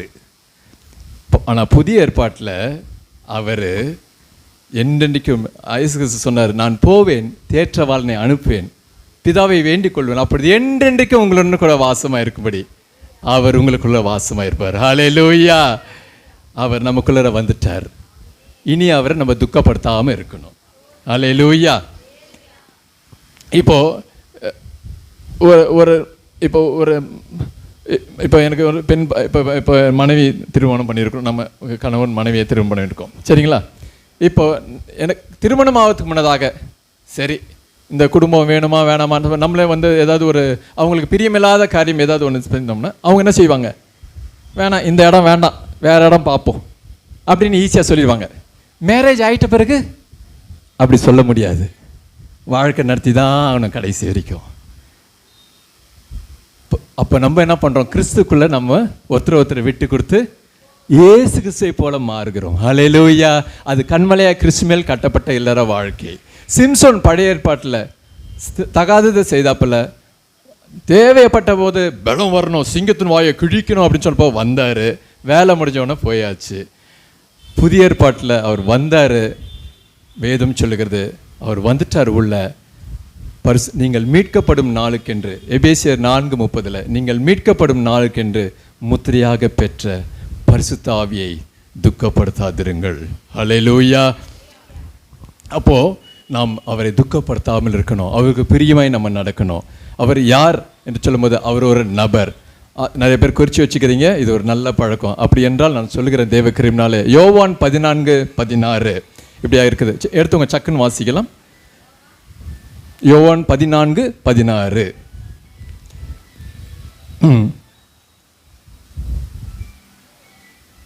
14:16 நான் பிதாவை வேண்டிக் கொள்ளுவேன், அப்பொழுது என்றென்றைக்கும் உங்களுடன் கூட இருக்கும்படிக்கு சத்திய ஆவியாகிய வேறொரு தேற்றவாளனை அவர் உங்களுக்கு தந்தருள்வார். அவர் ஹெல்ப்பர், கம்ஃபர்டர், நம்ம தேற்றவர். அவர் ஒரு நபர். அவர் ஒரு நபர், ஒரு பர்சன். ஒரு பர்சன் வந்து அவருக்கு அட்ரஸ் இருக்கணுமே. அப்போ அட்ரஸ்னா அதுக்கு அர்த்த வசனம் சொல்லுகிறது 17. அப்போது உலகம் அந்த சத்திய ஆவியானவரை காணாமலும் அறியாமலும் இருக்கிறபடியால் அவரை பெற்றுக்கொள்ள மாட்டாது. அவர் உங்களுடனே வாசம் பண்ணி உங்களுக்குள்ளே இருப்பதால் நீங்கள் அவரை அறிவீர்கள். ஹல்லேலூயா. ஆவியானோட அட்ரஸ் கண்டுபிடிச்சாச்சா? எந்தெந்த பிள்ளை தான் ஜெபத்தில் ஆவியானவரே நான் இயேசு கிறிஸ்துவின் திருநாமத்தினாலே அவரை சொந்த ரட்சகராக ஏற்றுக்கொண்டு முழுகி ஞானஸ்நானம் எடுத்து, பிதா குமாரன் பரிசுத்தாவின் நாமத்தில் முழுகி ஞானஸ்நானம் எடுத்து கிறிஸ்துவின் மனசாட்சியின்படி நல் உடன்படிக்கையோடு தான் நல்ல வாழ்க்கையை வாழ வேண்டும் என்று ஒவ்வொரு நாளும் அடியெடுத்து வச்சு பிரயாசப்படுகிற ஒவ்வொரு பிள்ளையும் இது அபிஷேகம் தேவை என்று சொல்லப்படுகிற அந்த பிள்ளைக்கு கர்த்தர் அவர் உங்களுக்குள்ளே வாசம் பண்ண வருவார். ஹல்லேலூயா. யாருக்கு வருவார்? கேட்கிறவர்களுக்கு வருவார். அதான் லூக்கா 11:13 சொன்னது. அதுக்கு அடுத்தது விசுவாசிக்கிறவர்களுக்கு வருவார். யோவான் 7:37-38 சொல்றார், பண்டிகையின் கடைசி நாளிலே இயேசு கிறிஸ்து நின்று உரத்த சத்தமாய், தாகமாய் இருக்கிறவன் எவனோ அவன் என்னிடத்தில் வந்து பானம் பண்ண கடவன். இயேசு கிறிஸ்து தண்ணீர், அவர் ஜீவ தண்ணீர். அது துளிகள் கொஞ்சம் கொஞ்சமாக வசனம் வாசித்து சிறு துளி பெருவெள்ளம். சிறு துளியாக நான் வசனம் வாசித்துக்கிட்டே இருக்கிறேன் ஒவ்வொரு நாளும். அந்த சிறு துளியெல்லாம் சேர்ந்து பெருவெள்ளமாக. அதுக்கு தான் அடுத்த வசனம் சொல்றாரு யோவான் 7:37, என்னிடத்தில் விசுவாசம் இருக்கிற உள்ளத்திலிருந்து ஜீவ தண்ணீர் உள்ள நதிகள் ஓடும். ஹல்லேலூயா. அப்போ சிறு துளின்னு நம்ம இன்னைக்கு சிறுவர் பள்ளியாக எல்லாரும் சிறு வசனங்களை படித்து அப்புறம் எல்லாம் ஒரு ஜீவ நதியாக அவர் தான் சொல்றாரு, உங்கள் மூலமாக ஜீவ தண்ணீர் ஓடும் வெளியேனாக்கா இந்த பிள்ளைகள் ஆயிரங்களுக்கு ஆசீர்வாதமாய் பூமிக்கு உப்பாக உழைத்து வெளிச்சமாக திகழ உங்களை அப்படி வைக்கிறார். ஹல்லேலூயா. அதுக்கு பிறகு யாருக்கு வருவாரு? அவர்களுக்கு கீழ்ப்படுகிறவர்களுக்கு, கர்த்தருக்கு கீழ்ப்படுகிறவர்களுக்கு வருவார். எங்கே எழுதியிருக்கிறது? அப்போஸ்தலர் 5:32 சீஷர்களை அதட்டுறாங்க, யார் உங்களை இதெல்லாம் பேச சொன்னது? உங்களை அப்படியே போக சொன்னோமே அப்படின்னாக்கா, அவருக்கு கீழ்ப்படுகிறவர்களுக்கு பரிசுத்த ஆவியானவர் தந்தரப்பட்டாரே, அவரும் சாட்சி. இயேசு நீங்கள் சிலுவையில் அறைந்தீர்கள், பிதாவானவர் அவரை எழுப்பினார், நாங்கள் அவருக்கு சாட்சியில இருக்கிறோம். தமக்கு கீழ்ப்படுகிறவர்களுக்கு தந்தரப்பட்ட ஆவியானவரும் சாட்சி. ஹல்லேலூயா. அப்போ அவர் நமக்குள்ள அட்ரஸ், நமக்குள்ள இருக்கிறாரு. ஆமா, உள்ள இருந்துக்கிட்டு என்ன பண்றாரு? ஒரே வீட்டில் இருந்துக்கிட்டு நீங்களும் நானும் யாரும் பேசாம இருக்கிறதா? ஒரே வீட்டில் இருந்துக்கிட்டு நீங்களும் கர்த்தரும் பேசாம இருப்பீங்களா? உங்களுக்குள்ள அவர் வாசமா இருக்கிறார், அவர் நம்மோட ஐக்கியமா இருக்கிறது. ஹல்லேலூயா. அதனால தான் 2 கொரிந்தியர் 13:14 நம்முடைய கர்த்தராகிய இயேசுவின் கிருபையும் பிதாவாகிய தேவனுடைய அன்பும் பரிசுத்த ஆவியருடைய அந்யோன்ய ஐக்கியமும் நம் அனைவரும் கூட இன்றும் சதாக்கள் தங்கியிருப்பதாக. ஹல்லேலூயா. அப்ப ஐக்கியம் வைக்க வருகிறார். ஹல்லேலூயா. ஐக்கியம் வைக்க வருகிறாரு, நம்மோட பேச வருகிறாரு, பேசுகிற தேவன். ஹல்லேலூயா. என் மகன் இருக்கிற அந்த வீட்டுக்கு போறேன். ஹல்லேலூயா. என் மகன் இருக்கிறான், அதனால நான் அந்த வீட்டுக்கு போறேன். பூட்டப்பட்ட ஆலயத்துல ஒருவரும் இல்லை, ஆண்டவரும் இல்லை. நீங்கள் எங்க வந்து யார் 2-3 பேர் அவர் நாமத்தினாலே கூடுகிறோமோ அங்க இருக்கிறார். ஹல்லேலூயா. மற்றபடி மற்ற நாட்கள்ல பூட்டப்பட்ட அறையில ஆண்டவர் இல்லை. ஹல்லேலூயா. என் மகள் அங்க இருக்கிறா, முட்டி போட்டிருக்கிறா, நான் என் மகள் இருக்கிறா அதனால போகிறேன். என் மகன் அங்க முட்டி போட்டு ஜெபம் பண்றான், அதனால என்னோட பிரசனம் அங்க இருக்கிறது. ஹல்லேலூயா. அப்போ ஒரே வீட்டில் அவர் உங்களோட ஐக்கியமா இருப்பதற்கு, பேசுவதற்கு, அதனால தான் வேதம் சொல்லுகிறது வெளிப்படுத்தல் 2:11 கேட்கிறதற்கு ஆவியானவர் சபைக்கு சொல்லுகிறதை காதுள்ளவன் கேட்க கடவன். ஹல்லேலூயா. அது மாத்திரமல்லாமல் யோவான் 14:26 எப்படியா சொல்லியிருக்கிறார், என் நாமத்தினாலே பிதா அனுப்ப போகிற பரிசுத்த ஆவியானவர் நான் உங்களுக்கு போதித்த எல்லாவற்றையும் அவர் வந்து நினைப்பூட்டுவார். ஹல்லேலூயா. இன்னைக்கு பைபிள் படித்த பிறகு இப்போ அவரு நான் உங்களுக்கு சொல்லி கொடுத்தவைகள்னு சொல்றாரு, அதான் ஆவியானவர் வந்து நினைப்பூட்டுவார்னு சொல்றாரு. இன்றைக்கு இயேசு கிறிஸ்து நமக்கு எங்க உட்காந்து டீச் பண்றாரு? நமக்கு நீங்கள் வேதம் வாசிக்கும் பொழுது, நீங்கள் வேதம் வாசிக்கிறீங்க, காலையில் வேதம் வாசிக்கிறீங்க. எத்தனை பேர் காலையில் வேதம் வாசிக்கிறீங்க? எல்லாரும் காலையில் வேதம் வாசிக்கிறீங்க. அப்போ நீங்கள் வெளியே உலகத்துக்கு செல்லும் போது, உலகத்தில் பொல்லாங்கன்னு இருக்கும் பொழுது ஆவியானவர் தாமே நீங்கள் வாசித்த வார்த்தை, இயேசு கிறிஸ்து வார்த்தையா இருக்கிறார், அந்த வார்த்தையை ஆவியானவர் நினைப்பூட்டி, மகனே இன்றைக்கு வாசித்தாய் அல்லவா, அன்றைக்கு வாசித்தாய் அல்லவா, போன வாரம் போன மாதம் கூட வாசித்தாய் அல்லவா, இப்படி அல்லவா இருக்கிறது, நீ உலகத்தோட ஒத்து போக முடியாது. ஹல்லேலூயா. ஆவியானவர் நமக்கு நினைப்பூட்டுகிறார். ஹல்லேலூயா. அதனால தான் பைபிள் வாசிப்பது மிகவும் அவசியம். அவர் பேசுகிறவராக இருக்கிறார், அதுவும் அவர் ஒர்க் பண்றார், வேலை செய்கிறார். அவர் வந்து பாவத்தை குறித்தும் நீதியை குறித்தும் நியாய தீர்ப்பை குறித்தும் கண்டித்து உணர்த்துவார். கிடையாது, நோ நோ நோ, இது செய்யக்கூடாது, இது ஆண்டவருக்கு பிடிக்காது, இது பரலோக காரியங்கள் அல்ல. நம்மளாம் பரலோக சிட்டிசன்ஸ். அல்லேலூயா. ஆவியானவர் நமக்கிட்ட வந்த உடனே நம்ம பரலோகத்துனது. இப்போ நான் வெளியூர் போயிட்டேன்னு வைங்க, இப்போ இந்தியாவில் நம்ம சுதந்திரமாக இருக்கிறோம், நான் இந்திய குடிமகன்னு. வெளியூர் போயிட்டா கேலண்டரே பார்த்துருக்கணும், ஒரு மாதத்தில் திரும்பி வந்துடணும். இல்லைன்னா அந்த அரசாங்கம் என்ன கேள்வி கேட்கும், நீ ஏன் இங்கே இருக்கிற, ஒரு மாதத்தில் நீ உன் ஊருக்கு போக வேண்டியதானே அப்படின்னு. கேலண்டரே பார்த்துட்டு இருப்பாங்க, இன்னும் 10 நாள், இன்னும் 5 நாள்னு. நம்மளும் அப்படி தான் பூமியில் வாடகை வீடு மாதிரி இருக்கிறோம். என்னுடைய அப்பா வீடு, அப்பா வீட்டில் எப்பொழுதும் சந்தோஷமே, ஆனந்தம் ஆடலும் சொன்னாலுமே. அப்பா வீட்டில் எப்பொழுதும் சந்தோஷமே, ஆடலும் பாடலும் இங்கே தானே. ஹல்லேலூயா. ஆண்டவர் இங்கே இருக்கிறார் நமக்குள்ளே. இந்த குட்டி பரலோகமாக நம்ம நடந்து கொண்டிருக்கிறோம். ஹல்லேலூயா. அந்த உணர்வு எப்பொழுதுமே எங்களுக்கு பிசாசு என்ன சூழ்நிலை தந்திரங்கள் கலைக்க பார்த்தாலும், இந்த வேன் ஒன்று ஓடு பார்த்தீங்களா, மொபைல் ஸ்டேஷன், போலீஸ் ஸ்டேஷன், இந்த நடமாடும் நீதிமன்றம், நடமாடும் ஹாஸ்பிட்டல், அதுபோல் நம்ம நடமாடும் பரலோகம். ஹல்லேலூயா. இந்த சிஸ்டர் வந்தால், இந்த பிரதர் வந்தால் உடனே அவர் ஜெபம் பண்ணும்போது தேவனோட பிரசனம் நம்ம உணர்றோம். ஹல்லேலூயா. அது மாதிரி நீங்கள் இருக்கணும், அனலாக இருக்கணும். அதுதான் கிறிஸ்துவுக்குள் அனலாக இருக்க வேண்டும். ஹல்லேலூயா. அப்போ அவர் பேசுகிறாரு, அவர் ஒர்க் பண்ணுறாரு. அதே சமயத்தில் என்னென்னலாம் சொல்லித்தராரு தெரியுமா? ஆவியானவரோட கேரக்டர், குணாதிசயங்கள், இதெல்லாம் பாருங்கள். இவ்வளோ இருக்குது விசேஷம். தேவ ஆவியானவர் தான் கிறிஸ்து ஆவியானவர். கிறிஸ்துவே எல்லாம் சொல்லி கொடுத்துடலாமே. ஆனால் அவர் சொன்னார், நான் போவது நலமாக இருக்கும், என்னை விடுங்க, நான் போவது நலமை. ஏன் எல்லாம் வசனமாயிட்டீங்க, நான் போவேன் என்று சொன்னால், ஐயா நீங்கள் இருந்தீங்கன்னா எவ்வளோ நல்லா இருந்துச்சு, 5 அப்போ 2 மீன் 5000 பேர் கொடுத்தீங்க, எவ்வளோ நல்லா இருந்துச்சு, இங்கே இருந்துடலாம் எல்லாரும். நான் போவது நலமாக இருக்கும். ஏன்னா இயேசு கிறிஸ்து இருக்கும்போது, ஐயா ஐயரே பரிசேயன் கூப்பிட்டான், அடுத்தது எவீரு கூப்பிட்டார், ஐயரே என் மகள் மீது வந்து கையை வையும், என் மகள் தவிக்கிறாள் அப்படின்னு. இன்னொரு லேடி போகும்போது வஸ்திரத்தில் ஒருத்தர் தொட்டாங்க எல்லாம். அப்போ அவர் ஒரு பரிசேயன் கூப்பிட்றான், இன்னொரு அங்கே ஒருத்தர் கூப்பிட்றாங்க, தலைவன் கூப்பிட்றான், இங்கே இப்படி அப்படி கூப்பிட்றான். இப்போ அப்படி கிடையாது, நான் போவேன். அவர் சிலுவையில் மரித்து அடக்கம் பண்ணப்பட்டு 3ஆம் நாள் உயிரோடு எழுந்து அவர் பிதாவின் வலது பாசத்தில் வீற்றிருக்கிறார். அது மாத்திரமல்லாமல் கேட்கிற யாவரும் பெற்றுக்கொள்வார்கள் என்று சொல்லி எல்லாருக்குள்ள இருந்ததுனால விசுவாசிக்கிறவர்கள் அமெரிக்காவிலேருந்து ஆஸ்திரேலியா வரைக்கும் எல்லாருக்குள்ளேயும் ஒரே டைமில் எல்லார் அட்ரஸ்லையும் இருக்கிறார். ஹல்லேலூயா.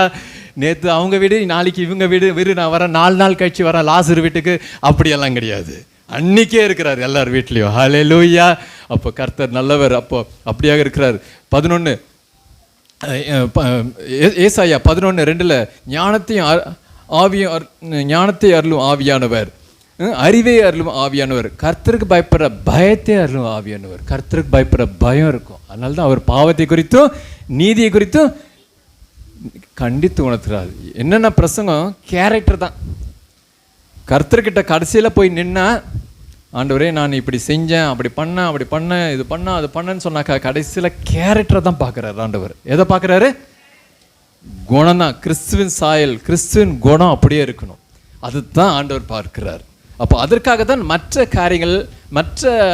காரியங்களை நம்ம இதற்கு உறுதுணையாக இருக்கும்படியாக, உற்சாகப்படுத்தும்படியாக மற்ற காரியங்களை செய்கிறது. ஹல்லேலூயா. அப்போது அவர் அது மாத்திரமல்ல, ஜெபத்தில் நமக்கு உதவி செய்கிறார். ரோமர் 8:26 அந்தபடி ஆவியானவரும் நமது பலஹீனங்களை நமக்கு உதவி செய்கிறார். நாம் ஏற்றபடி வேண்டிக் கொள்ள வேண்டியது என்னதென்று அறிய. நமக்கு என்ன ப்ரே பண்ணுறதுனே தெரியல. எல்லாம் என்ன ப்ரே பண்ணுவோம், கடந்த காலத்தை பற்றி தெரியும், நிகழ்காலம் எங்களுக்கு தெரியும், நாளைக்கு நடக்க போகிறது என்னன்னு தெரியாதே. ஆனால் தேவனுக்கு தெரியும் நாளைக்கு ஃப்யூச்சரில் என்ன நடக்க போகுதுன்னு. அப்போது ஆவியானோட அபிஷேகத்தினால அவர்கள் யாராவது அந்நிய பாஷையிலையும் பேச முடிஞ்சால் அந்நிய பாஷையிலும் ஜெபிக்கும்பொழுது கர்த்தர் அதுக்கு வேற்ற விதமாக நாம் ஆண்டவரே வருங்காலத்தை பார்த்து கொள்வார். வருங்காலத்துக்காக அவர் ஜெபிக்கிறார். அது மாத்திரம் அல்லாமல் அவர் நம்ம சிந்தையை அறிந்தவராக இருக்கிறார். ஆவியின் சிந்தை என்னதென்று அவருக்கு மைண்ட் இருக்குது, அவர் சித்தம் இருக்கிறது. ரோமர் 8:27 அவர் சிந்தையை அறிந்தவராக இருக்கிறார் என்று பார்க்கிறோம். அவர் சிந்தையை அறிந்தவர், சித்தத்தை அறிந்தவர். ஹல்லேலூயா. அப்படியாக அது மாத்திரமல்லாமல் நல்ல ஒரு விஷயம் என்னன்னா, கர்த்தர் நம்மை தேடி வருகிற ஆண்டவர். ஹல்லேலூயா. நாம் தேடி போகவில்லை, அவர் தான் நம்மை தேடி வந்தவர். ஹல்லேலூயா. மனுஷன் பாவத்தில் விழுந்த பிறகு கூட, ஆதாம் ஏவாள் பாவத்தில் விழுந்த பிறகு கூட ஆண்டவர் தான் பகலின் குளிர்ச்சியான வேளையிலே அவர்களை தேடி வந்தார். ஆதியாகமம் 3:8. அது பிறகு பார்த்தீங்கன்னாக்கா அந்த ஆண்டவர் சொல்றாரு, மோசேயிட்ட பேசி சீனாய் மலையில எல்லா கட்டளைகளையும் கொடுத்து ஒரு ஆசரிப்பு கூடாரம் பண்ணுங்க, அல்ல நீங்கள் அப்படி நீங்கள் ஆசரிக்கும் போது நான் வருவேன், அந்த பிரச்சனை தேவ மகிமை அப்படின்னா. யாத்திரையாகும் 40:35 அந்த மேகம் டேபர்நாக்கிள் மேலே மூடிச்சு. டேபர்நாக்கிள் அந்த ஆசரிப்பு கூடாரத்து மேலே மூடிச்சு. மகிமை அப்படியே சூழ்ந்து கொண்டது, தேவ மகிமை. மகிமையே மேகமே, மகிமை மேகமே, அணுமே வந்து ஓதுமே, மேகமே மகிமையின் மேகமே, இந்த நாளிலே வந்தால் போதுமே. சும்மா ஆவியானவர் கொடுக்குற சும்மா 2 வரி தான். ஹல்லேலூயா. நல்லது. இப்படி ஒரு பிரதர் இருப்பார் எப்பவுமே, ரொம்ப ஸ்தோத்திரம், தேவனை ஸ்தோத்தரிக்கிறேன். ஹல்லேலூயா, ஹல்லேலூயா. கர்த்தருடைய நாமத்துக்கு மகிமை உண்டாவதாக. ஆமேன். அவருக்கே புகழும் துதியும் உண்டாவதாக. ஹல்லேலூயா. அப்போ அந்த மேகம் பாருங்க, மோசே அதுக்குள்ளார்ல பாருங்க, மாம்சம் மகிமையை சந்திக்க முடியல. மாம்சமும் மகிமையும் ஒன்றாவே இருக்க முடியல. பழைய ஏற்பாட்டில் மகிமை வந்தால் மாம்சம் வெளியே ஓடிடுது. மோசே ஆசரிப்பு கூடாதுல அந்த ஆசாரியர்களையும் ஓடி போயிட்டாங்க வெளியே. அவங்களால ஆசரிக்க முடியவில்லை, அவர்கள் வெளியே போயிட்டாங்க. அதுக்கு பிறகு பாருங்க, யோசுவா காலத்தில் அந்த சீலோ, இந்த எல்கானா அன்னாள் அந்த சீலோவுக்கு போய் ஆண்டவருக்கு பலி செலுத்தினார்கள் இல்லையா, அந்த சீலோவில் யோசுவா 18:10 இப்படி நாம் வாசிக்கிறோம். யோசுவா இஸ்ரேல் ஜனங்களுக்கு அந்த பங்கிட்டார் எல்லா இடங்களையும். ஒவ்வொரு கோத்திரத்துக்கும் இடங்களை பங்கிட்ட பொழுது அங்கே ஆண்டவருக்கு ஒரு டேபர்நாக்கிள் போட்டு ஒரு ஆசரிப்பு கூட போட்டு கர்த்தரை தொழுது கொண்டார்கள், தேவ பிரசனத்தை உணர்ந்தார்கள். அது பிறகு சாலமோன் காலத்தில் ஆலயத்தை கட்டினார்கள். அங்கே பிரம்மாண்டமான ஒரு ஆலயம், ஆண்டவரை தொழுது கொண்டார்கள், தேவ பிரசனத்தை உணர்ந்தார்கள், எல்லாரும் கர்த்தரை துதித்தார்கள். அதுக்கு பிறகு தெரியும், இஸ்ரேல் ஜனங்க தன் இஷ்டப்படி நடந்தார்கள். எதிராளிகளை கர்த்தர் அனுப்பி பாபிலோன் வந்து எல்லாத்தையும் கொளுத்தி போட்டு தீக்கரை ஆக்கினார்கள். அதுக்கு பிறகு சிறைப்பிடிக்க போனார்கள், சிறைப்பட்டு போனார்கள். அப்புறம் விடுதலை ஆடக்கப்பட்டார்கள். அவர்கள் வந்து செருபபால் காலத்தில் சகரியா 4ஆம் அதிகாரம் 9ஆம் வசனத்தில் செருபபேல் உடைய கை இந்த ஆலயத்துக்கு அஸ்திவாரம் போட்டது, அவனுடைய கை இதை கட்டி தீர்க்கும் சொல்லி ஆண்டவருடைய பிரசனத்தை அப்புறம் உணர்ந்தாங்க, கர்த்தரை தொழுது கொண்டார்கள். எப்படியெல்லாம் எந்தெந்த டைம்லலாம் ஆண்டவர் சந்திக்க வராரு பாருங்க. எந்த மாதிரி நிலையில மக்கள் இருக்கும்போது எப்படி சந்திக்கணும்னு வராரு பாருங்க. புதிய ஏற்பாட்டில் ஒரு நல்ல செய்தி. அதனால தான் தூதன் வந்து சொன்னாப்புல, எல்லா ஜனத்துக்கும் மிகுந்த நல்ல செய்தியை நான் உங்களுக்கு சொல்லுகிறேன். இன்று கர்த்தராகிய கிறிஸ்துவின் இரட்சகர் உங்களுக்காக தாவீதின் ஊரில் பிறந்திருக்கிறார். நல்ல செய்தி புதிய ஏற்பாட்டில் என்னன்னா, மத்தேயு 1:23 சொல்றப்புல, தீர்க்கதரிசியால் உரைக்கப்பட்டது நிறைவேறும்படி இப்படி நடந்தது. ஏசாயா தீர்க்கதரிசி, இதோ ஒரு கன்னிகை கர்ப்பவதியாகி ஒரு குமாரனை பெறுவாள், அவருக்கு இம்மானுவேல் என்று பெயரிடுவார்கள். இம்மானுவேல் என்பதற்கு தேவன் நம்மோடு இருக்கிறார் என்று அர்த்தமாமா. தேவன் ஆலயத்தில் இருந்ததாக பார்க்கிறோம் அந்த பழைய ஏற்பாடு காலத்தில். இப்போ இயேசு கிறிஸ்து பிறந்தார் அப்படின்னு என்னன்னா, தேவன் நம்மோடு இருக்கிறாருன்னா, இயேசு கிறிஸ்து நம் மத்தியில் 3 வருஷமா, நல்லா கவனிங்க, இது தேவன் நம்மோடு இருக்கிறாருன்னா அந்த டைமில் இயேசு கிறிஸ்துக்குள்ளார தேவன் இருந்தார். இயேசு கிறிஸ்து எங்கெங்கெல்லாம் போயின்னு வந்தாரோ தேவன் அப்படியே அவருக்குள்ளே இருந்து போயிட்டே வர்றார். இப்போ இயேசு கிறிஸ்து வராரா, தேவன் அவருக்குள்ளே இருக்கிறார், அவருக்குள்ளே வாசமாக இருக்கிறார். இயேசு கிறிஸ்துவை சுற்றி எல்லாரும் பிரசங்கம் கேட்டுதாங்களே, அவர்களுக்குள்ள தேவன் கிடையாது. ஏன்னா இயேசு இன்னும் சிலுவைக்கு போகலை. இயேசு கிறிஸ்துக்குள்ள ஐயா வாங்க, அவர் வந்தால் தேவன் உள்ளே வராரு. ஏன்னா பழைய ஏற்பாட்டில் அந்த டேபர்நாக்கிள் அந்த கூடாரத்தில் இருந்தார், அந்த வாசஸ்தலத்தில் இருந்தார், அந்த சீலோ ஆலயத்தில் இருந்தார். இப்போ இயேசு கிறிஸ்து ஆலயம் எப்படி தெரியும்? அவர் சொல்கிறாரு, யோவான் 2ஆம் அதிகாரம் 19ஆம் வசனத்தில் யூதர்கள் கேட்குறார்கள், இவர் வந்து சர்ச்சில் போய் எல்லாம் அந்த ஆலயத்தில் போய் எல்லாம் புறாவிற்கிறவர்கள் எல்லாம் ஆசனங்கள்லாம் கழுத்து போட்டு சாட்டையில் அடித்து எல்லாம் வெளியே போங்க, இது ஜப வீடு, என் பிதாவின் வீடு, கல்லர் கோகை ஆக்குறீங்கன்னு சொன்னார் இல்லை. யூதர்கள் கேட்குறாங்க, என்ன அதிகாரத்தில் நீங்கள் இதெல்லாம் செய்கிறீங்க அப்படின்னு கேட்கும்போது அவர் சொல்கிறாரு, இந்த ஆலயத்தை இடித்து போடுங்கள், 3 நாளைக்குள்ளே நான் கட்டுவேன். அப்புறம் வேதம் சொல்லுகிறது 21ஆம் வசனத்தில், யோவான் 2:21, அவர் தம்முடைய சரீரமாகிய ஆலயத்தை சொன்னார். ஹல்லேலூயா. அவர் ஆலயத்தை, அந்த சரீரம் அவருடைய ஆலயம் தான், அதுதான் சர்ச்சு, ஜீசஸ் தான் சர்ச்சு. வரும்போது தேவன் உள்ள வாசமாக இருக்கிறார். அதுக்கு பிறகு இயேசு கிறிஸ்து சொன்னார், நான் போவது நலமாக இருக்கும், நான் போவேயானால் தேற்றவாளனை அனுப்புவேன், அவர் என்னென்றைக்கு உங்களுடன் கூட வாசம் செய்யும்படி பிதாவாகி தேவனவரை அனுப்புவார் என்று சொல்லி நமக்கு இருப்பிடமாக. அதனால தான் இயேசு கிறிஸ்து சிலுவையில் தொங்கின போது பிதாவே உம்முடைய கைகளில் நாவியை ஒப்புவிக்கிறேன் என்று சொல்லி தம்முடைய தலையை சாய்த்து ஜீவனை விட்ட போது தேவாலயத்தின் திருச்சலை மேல் தொடங்கி கீழ் வரைக்கும் 2ஆக பிதாவாகி தேவன் அதை கிழித்தார். ஹல்லேலூயா. நல்ல திக்கான துணி, அதை எந்த மனுஷனும் வந்து கிழிக்க முடியாது. பிதாவாகி தேவன் அதை கிழித்தார். என்ன என்றால், பழைய ஏற்பாட்டில் ஒரு நபர் இன்சார்ஜ் வச்சிருப்பார் ஆண்டவர். மோசே நீ மட்டும் மேலே வா, மற்றவங்க யாரும் தொடக்கூடாது, மலையை மரித்து போவார்கள். எலியா மட்டும் வா, நான் உன்கிட்ட பேசுகிறேன், நீ போய் இஸ்ரேல் ஜனங்கிட்ட பேசு. இப்படி ஒரு லீடரை வச்சிருந்தார். இப்போ புதிய ஏற்பாட்டில் எல்லாரும் அப்பா பிதாவே என்று நோக்கி கூப்பிடுகிற புத்திர சுவீகாரத்தை, என் மகள் புத்திர சுவீகாரத்தின் ஆவியை கொடுத்து புத்திர சுவீகாரத்தை கொடுத்திருக்கிறார். ஹல்லேலூயா. அவரை விசுவாசிக்கிற எல்லாரும் அவருடைய நாமத்தின் மேல் விசுவாசம் உள்ளவர்களாய் அவரை ஏற்றுக்கொண்டவர்கள் எத்தனை பேர்களோ அத்தனை பேரும் அவர்களை பிள்ளைகளாகும்படி ஹல்லேலூயா அவருக்கு அதிகாரம் கொடுத்திருக்கிறார். பார்த்தீங்களா? அப்போ அவர் புதிய ஏற்பாட்டில், அதனால்தான் 1 கொரிந்தியர் 3ஆம் அதிகாரம் 16ஆம் வசனத்தில் அப்போஸ்தலனாகிய பவுல் மூலமாக ஆவியானவர் சபைக்கு எழுதுகிறாரு, நீங்கள் ஜீவனுள்ள தேவனுடைய ஆலயமாக இருக்கிறீர்கள் என்றும் ஜீவனுள்ள தேவனுடைய ஆவியானவர் உங்களுக்குள்ள வாசமாய் இருக்கிறார் என்றும் நீங்கள் அறியாதிருக்கிறீர்களோ? யார் ஆலயம்? நம்ம தான் ஆலயம். நமக்குள்ள இருக்கிறார் கிறிஸ்துவின் ஆவியானவராக. இப்போ பிதா, குமாரன், பரிசுத்த ஆவியானவர். ஹல்லேலூயா. அதுதான் பழைய ஏற்பாட்டில் ஆதியில தேவன் 1ஆம் அதிகாரம் 26ஆம் வசனத்தில் ஆதாமை உண்டாக்குவதற்கு முன்னதாக நமது சாயலாகும், ஆதியாகமம் 1:26, ஆதியாகமம் 1:26 நமது சாயலாகும் நமது ரூபத்தின்படியும் மனுஷனை உண்டாக்குவோமாக. அங்க நமதுனாலுமே பன்மை 3, பிதா, குமாரன், பரிசுத்த ஆவியானவர் பிளஸ் மனுஷனும். ஆதாமை உண்டாக்குனார். அப்போ நமது சாயலாக நமது ரூபத்தின்படியாக தேவ சாயலாக தேவ அன்புடையவராக தேவ வல்லமையோட தேவ அதிகாரத்தோடு உண்டாக்குன மனுஷனாக காணப்பட்டார் ஆதாம். அதனால்தான் பேர் வைக்கும்போது எல்லாம் ஞானத்தின் ஆவியானவர் உள்ளே இருந்தபடியால் அந்த மிருகங்களுக்கெல்லாம் பேர் வைத்தார்.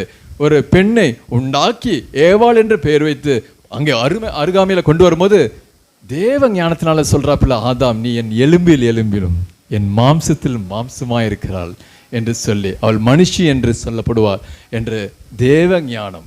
ஹல்லேலூயா. ஆனால் பாவம் உள்ளே பிரவேசித்த பிறகு அவர்கள் ஆண்டவருடைய ஆவி, தேவ ஆவி, அந்த பரிசுத்த ஆவி ஆதாம்லேருந்து கட் ஆயிடுச்சு. இப்போ என்கிட்ட நல்ல ஃபோன் இருக்குது சூப்பராக, பிரதர்கிட்டே நல்ல ஃபோன் சூப்பராக இருக்கிறது, எல்லாம் 2 ஃபோனும் நல்லா சூப்பராக இருந்து என்ன பிரயோஜனம்? டவர் கிடைக்கலனா, ஒரு அவசரத்துக்கு டவர் கிடைக்கலனா என்ன சூப்பர் ஃபோனாக இருந்தாலும் என்ன பிரயோஜனம்? அப்படி என்றால் அப்போ தேவன் ஆவியானவர் ஆதாம தேவசாயலாக உண்டாக்கினார்.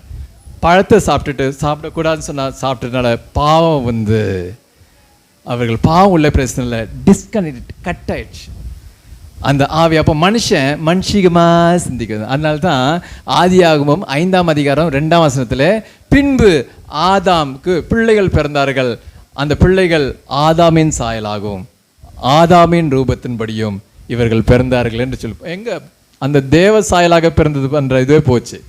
அதுதான் கர்த்தர் நம்மை தேற்றி நம்ம அது பிறகு பாருங்க அது எப்படி உண்டாக்குறார் மனுஷன். அது பிறகுதான் ஆண்டவர் நமக்குள்ள வந்ததுனால நம்ம தேவ சாயலாக மாறுகிறோம். ஹல்லேலூயா.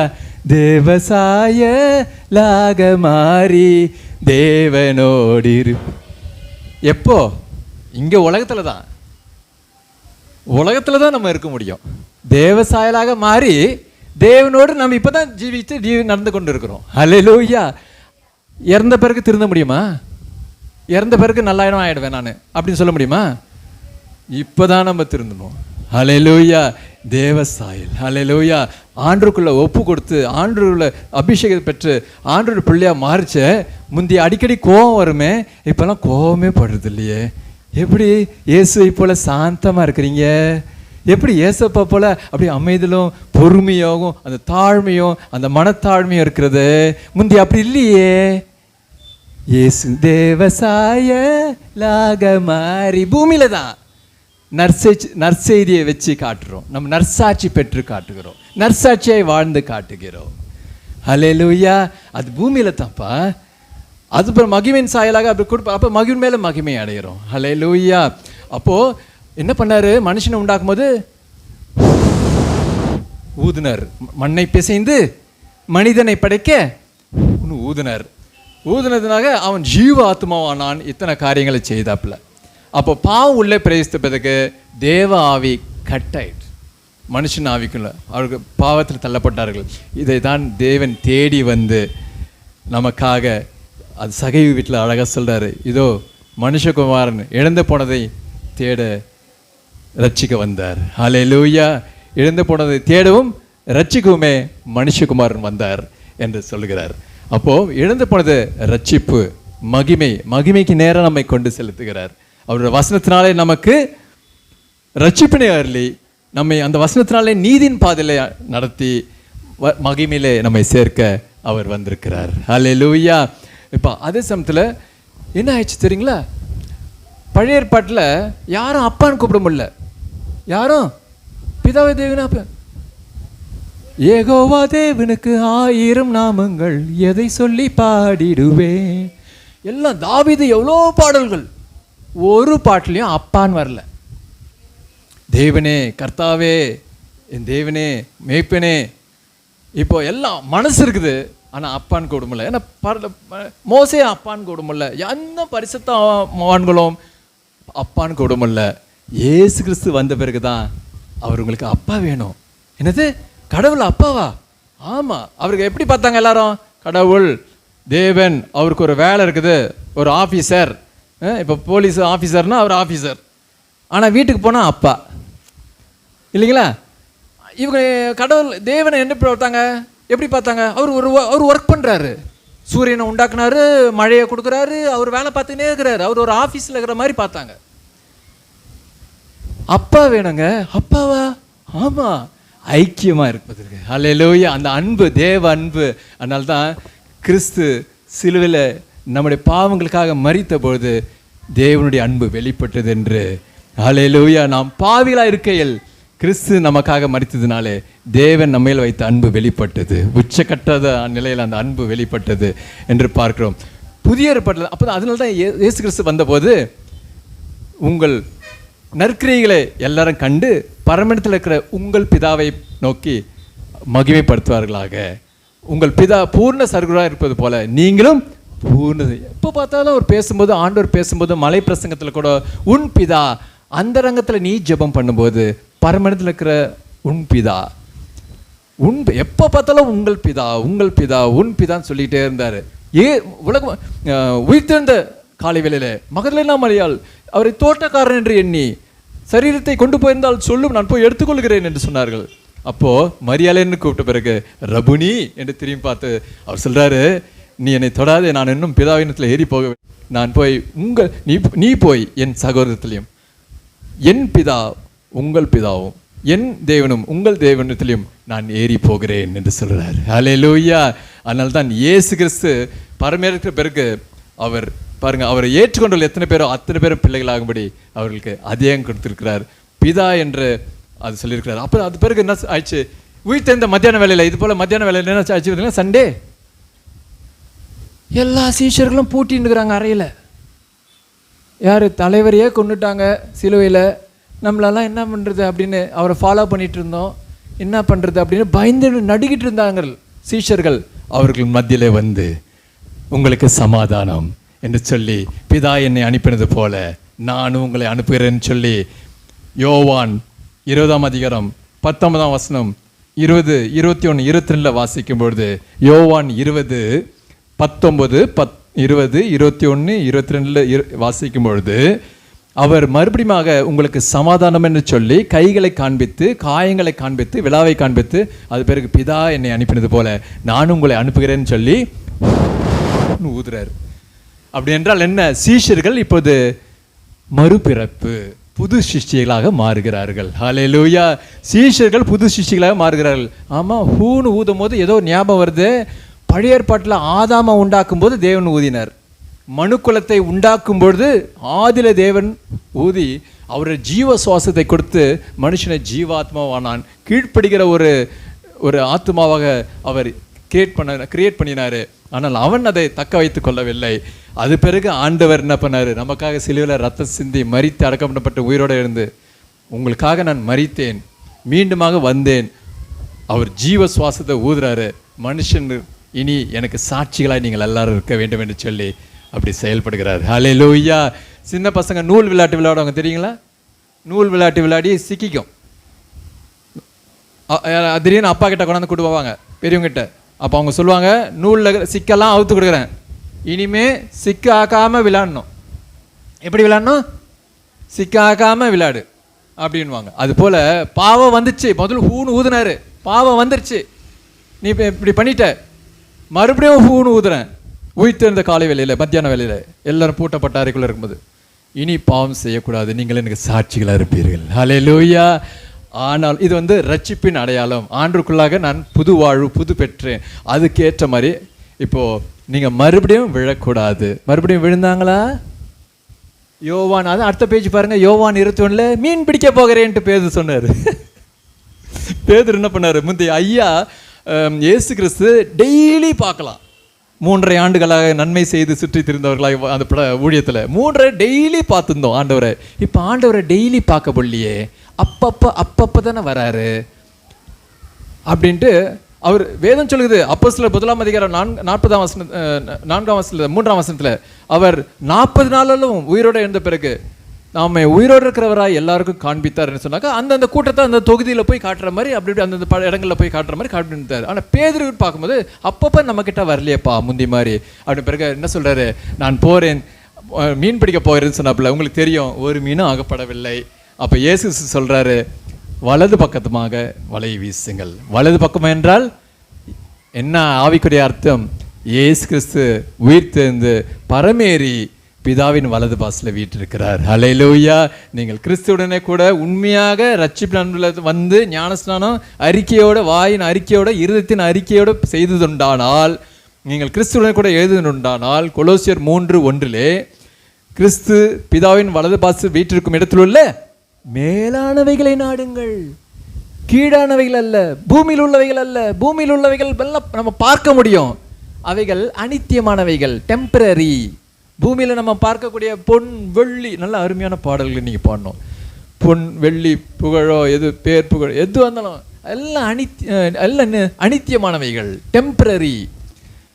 மேலானவைகளை நாடுங்கள், பர்மனன்ட். நல்ல அபிஷேகம் பெற்றிருக்க யாராவது பார்க்க முடியுமா? தெரியாது. அந்த பிள்ளை ரட்சிக்கப்பட்ட பிள்ளை யாராவது ஊர் போகிற வரவங்க பார்க்க முடியுமா? அப்படி எல்லாம் எழுதி வச்சுக்குதா? இல்லையே. ஆனால் எல்லாம் உள்ளே. ஹல்லேலூயா. இயேசு எனக்கு நமக்குள்ளே இருக்கும் போது கர்த்தர் பெரிய காரியங்களை செய்வார். ஹல்லேலூயா. அப்போது அவங்க மறுபடியும் விழுந்து போனாங்க. இயேசு கிறிஸ்து மறுபடியும் அழைத்தார், என்ன பின்னே வா அப்படின்னு சொல்லி. ஹல்லேலூயா.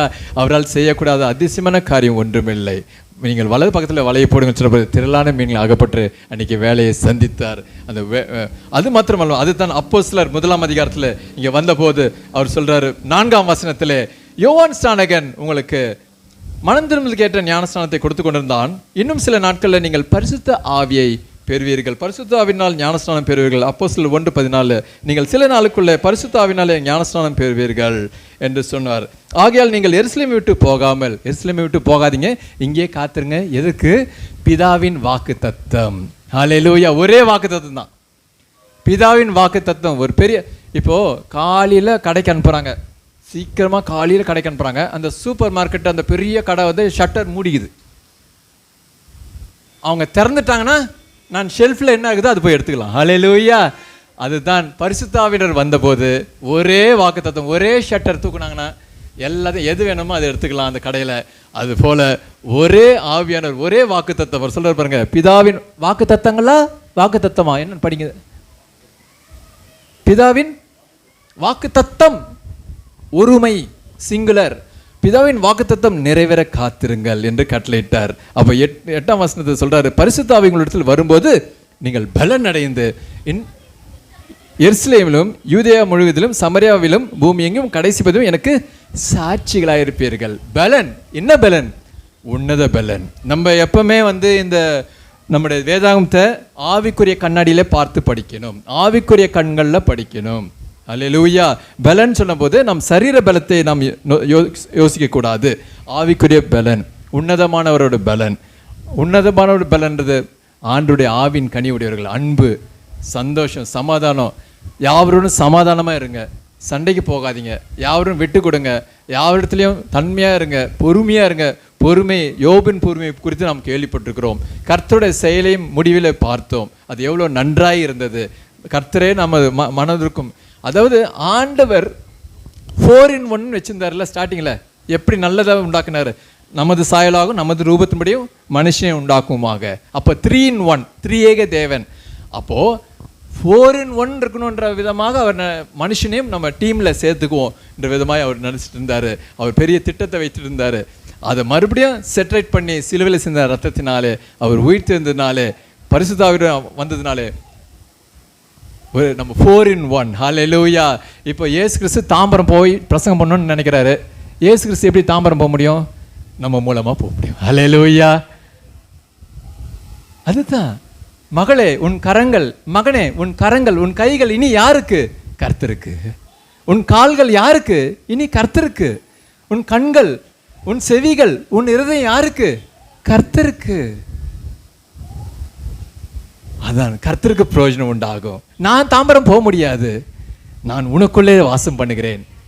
நீ தாம்பரம் போ. எந்த வெயில் மழைனாலும் மழையை நிப்பாட்டிடுவேன். இங்கே ஒரு விஷயம் பண்ணியிருக்கிறார், நேரம் போதாதுன்னு நினைக்கிறேன்.